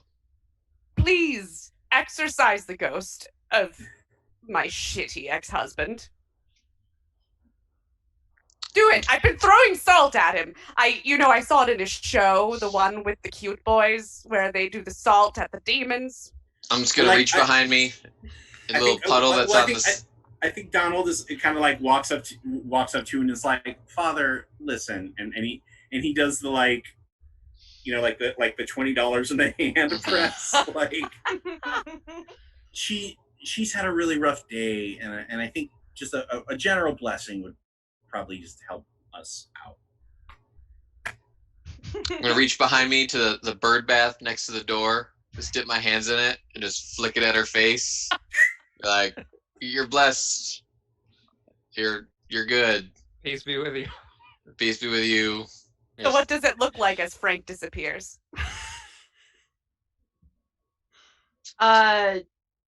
Quiet dissolving into weird sparkles.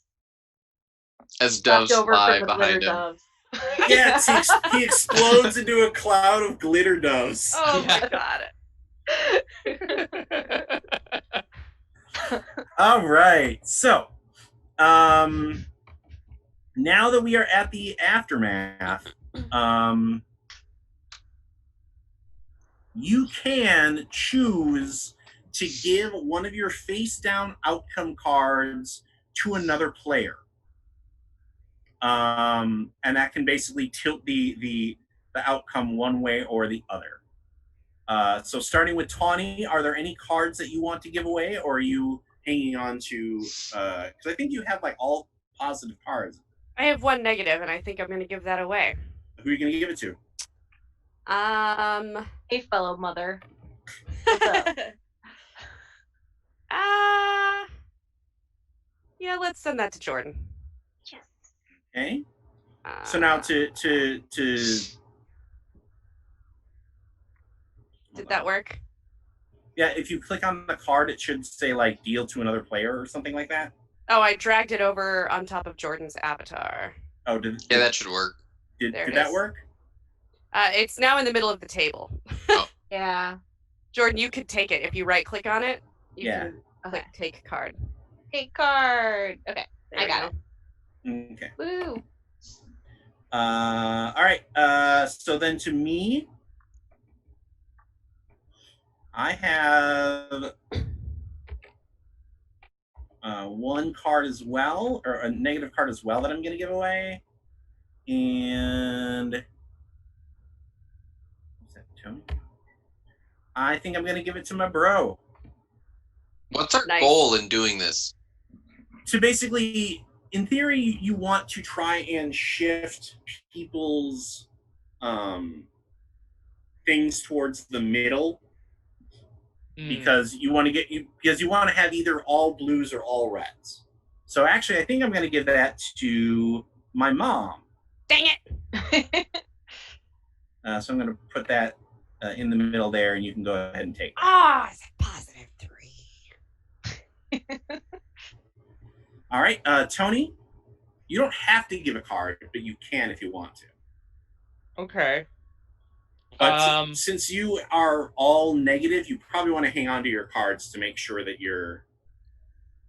Basically, do you want to make a stronger play for you to have a good outcome, or do you want to hose somebody else? I'll make a stronger play to have a good outcome. Okay, so hang on to your cards, Jordan. Okay. Don't forget who helped you out. I know. But the problem is you went before me. Jordan, And I'm not a nice such player. A terrible person. I am. Sorry, you listeners at home. I'm not as bad as Jade Bina, but I'm going to give my card to Tony. And I'm going to drop it right there in the middle for you. But Which one, the positive or the negative? the positive. Okay. Jordan, you're a birch. I know. Ethan? I'm dropping a card over to you. All right. Okay, so now what we do is we look at the cards we have, and tell me what your outcome is in total. Either, say, so like I have a +4, a +4, a +1 for blue, and a +4 for red. So my outcome is a blue 5. Yes. Jordan, did you give that card to me or to Tawnie? You. Oh, me. Okay. Okay. I don't see it on my thing. It's right next to the need. You also have a card out on the table, Tony, so you should probably get that back. Take it back. Oh.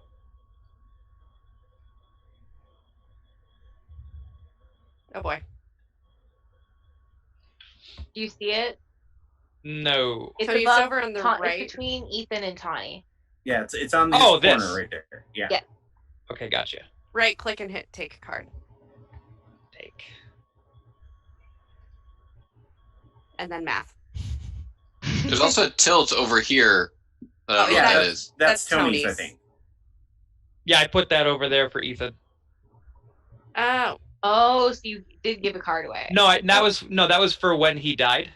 Oh, yeah, Right. but Oh. that That's your still card, belongs so to you. you still hang on to it. Oh, okay, gotcha. Yeah, that's still your card.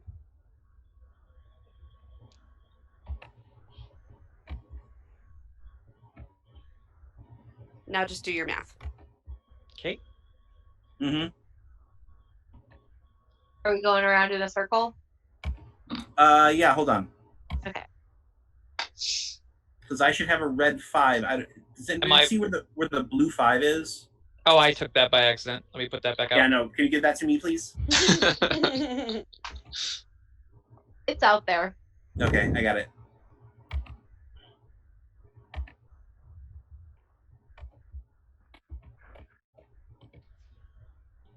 I will Tony, take it. did you do your math? Oh, am I supposed to total them up? Yep. Yeah, total them up. I got 14 red. Okay. Jesus. Dang. That's why I tried to screw him. Did you negative your +3 blue? Oh, no. I have 11. Okay. Doesn't fucking help. I have 9. So wait, pause. Yeah. Tony, you have red 11? Yes. Okay. Then that is yours. Jordan? I have red 9. Okay. So that is yours. Ethan? Blue 5. Okay. So this is a blue 4, but that's because I already have the blue 5, so you get the next lowest. I have a blue 6. And that is yours. Nice. So, that's your aftermath total. You counted your cards.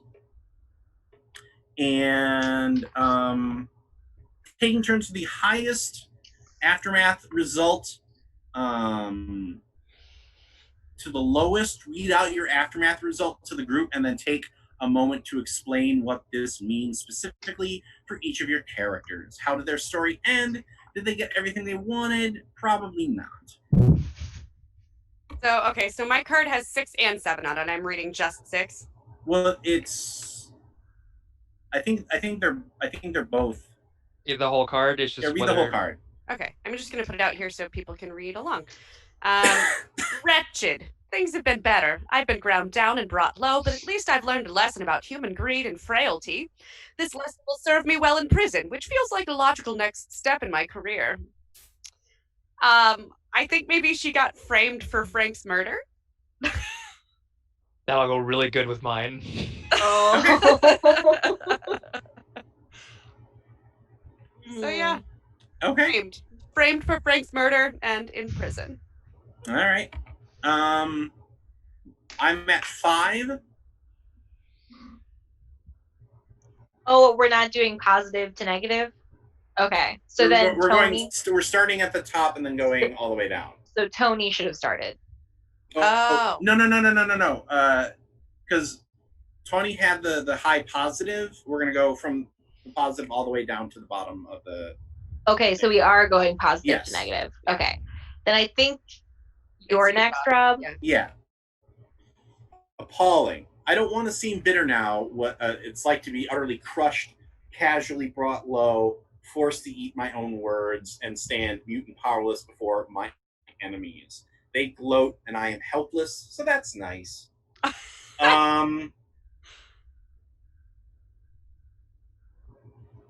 I think I run into Regina, and she is with someone else, and they are very clearly very happy, and I am not. Oof. Like I am alone because my mom's in prison, and my dad is dead.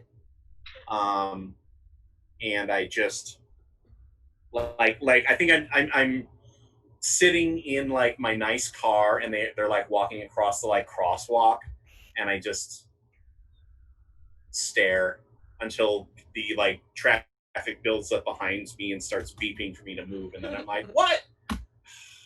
Fuck, and then drive forward.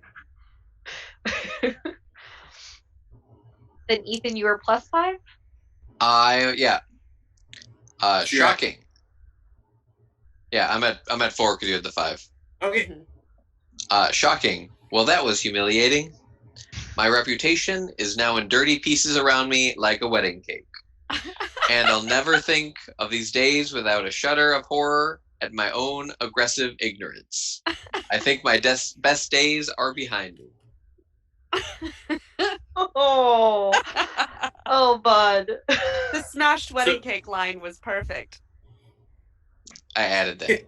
Oh, okay. Is your final shot just the shot of your tombstone, and it is like in the shape of a wedding cake? I was thinking it was a shot of the funeral, and Donald was the only person there because everyone else forgot. Oh. Oh.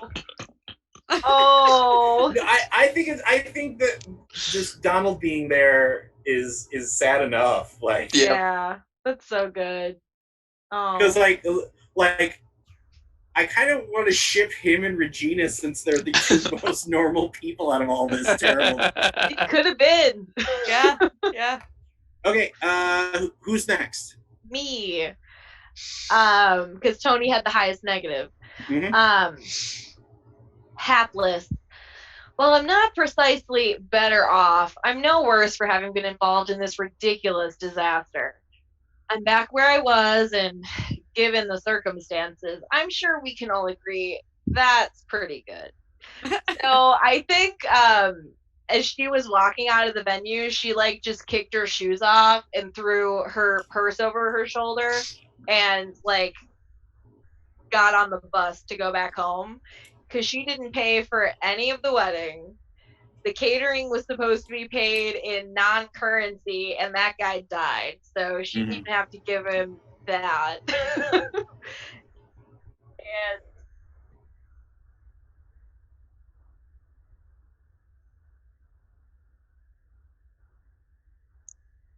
yes. Oh my gosh, yes. They ask me if I'm a wedding planner, and I go, "Why, you've come to the right place." Oh boy. Or you toss in a couple of the random pills that you picked out and we're like, now I am. All right, Tony, wrap us up. All right, my card says tolerable. I've emerged from this remarkable mess smelling like a rose, to be honest. I feel like I'm a little better off, actually. It's not like I learned anything, but I also probably didn't get caught.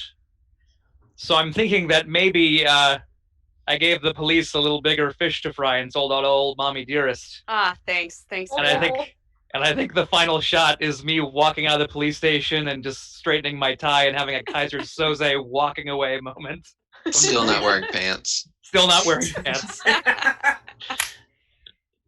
All right. Okay, folks, that was our fiasco. And normally we do like a wrap up and things like that, but I think we're basically there at this point.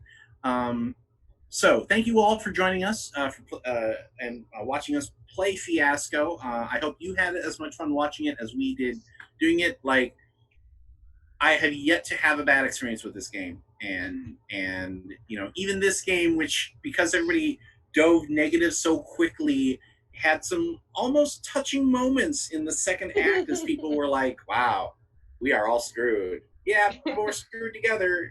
You know. So I do like in the game system that the negative ones were actually more positive for your character. So the more awful that you were, the better off you were at the end of the game. I wasn't expecting that. That's so good. Mm-hmm. It really encourages, and this is why one of the things that I like about this game is that it encourages that sort of fail forward aspect of it's okay for your character to go through hell because it tells an interesting story, and it's not like, oh, I'm losing hit points or resources. You know, poor Tony got the hell kicked out of him the entire game, and he's the one who's walking free and you know, and like I almost wanted him to end up with Regina. Yeah. So thanks for coming and listening to us play Fiasco. We're going to be back in a couple weeks with our next show. We hope that you join us for that. If you haven't already, we hope that you check out our backlog of podcasts and video on demand, because we've got a lot of stuff that we've played through, and we hope that you enjoyed as much as you enjoyed this show. So, for Theater of the Mind players, we are Jordan Ethan, Fishburn. and the Destruction is Fiasco. Let's start. Let's go around the table that we have set up. So to my left we have. I think it's different for everyone. No, the table. Oh, the table. Oh, Yeah. the table. Tony Look at that. Cheek. Tony Cheek. Jordan Fishburn. Ethan Ixon Anderson. Tawnie P. Thompson. I can follow rules. And Fabulous. our always lovely Lord of the Board, There's snaps. Brad Davies. Oh yeah, Brad. You There can't for me. listen when he talks. So, for all of us here, Theater of the Mind players, this is Rob Wieland signing off and reminding you, just repeat to yourself, it's only a show. I should really just relax. Maybe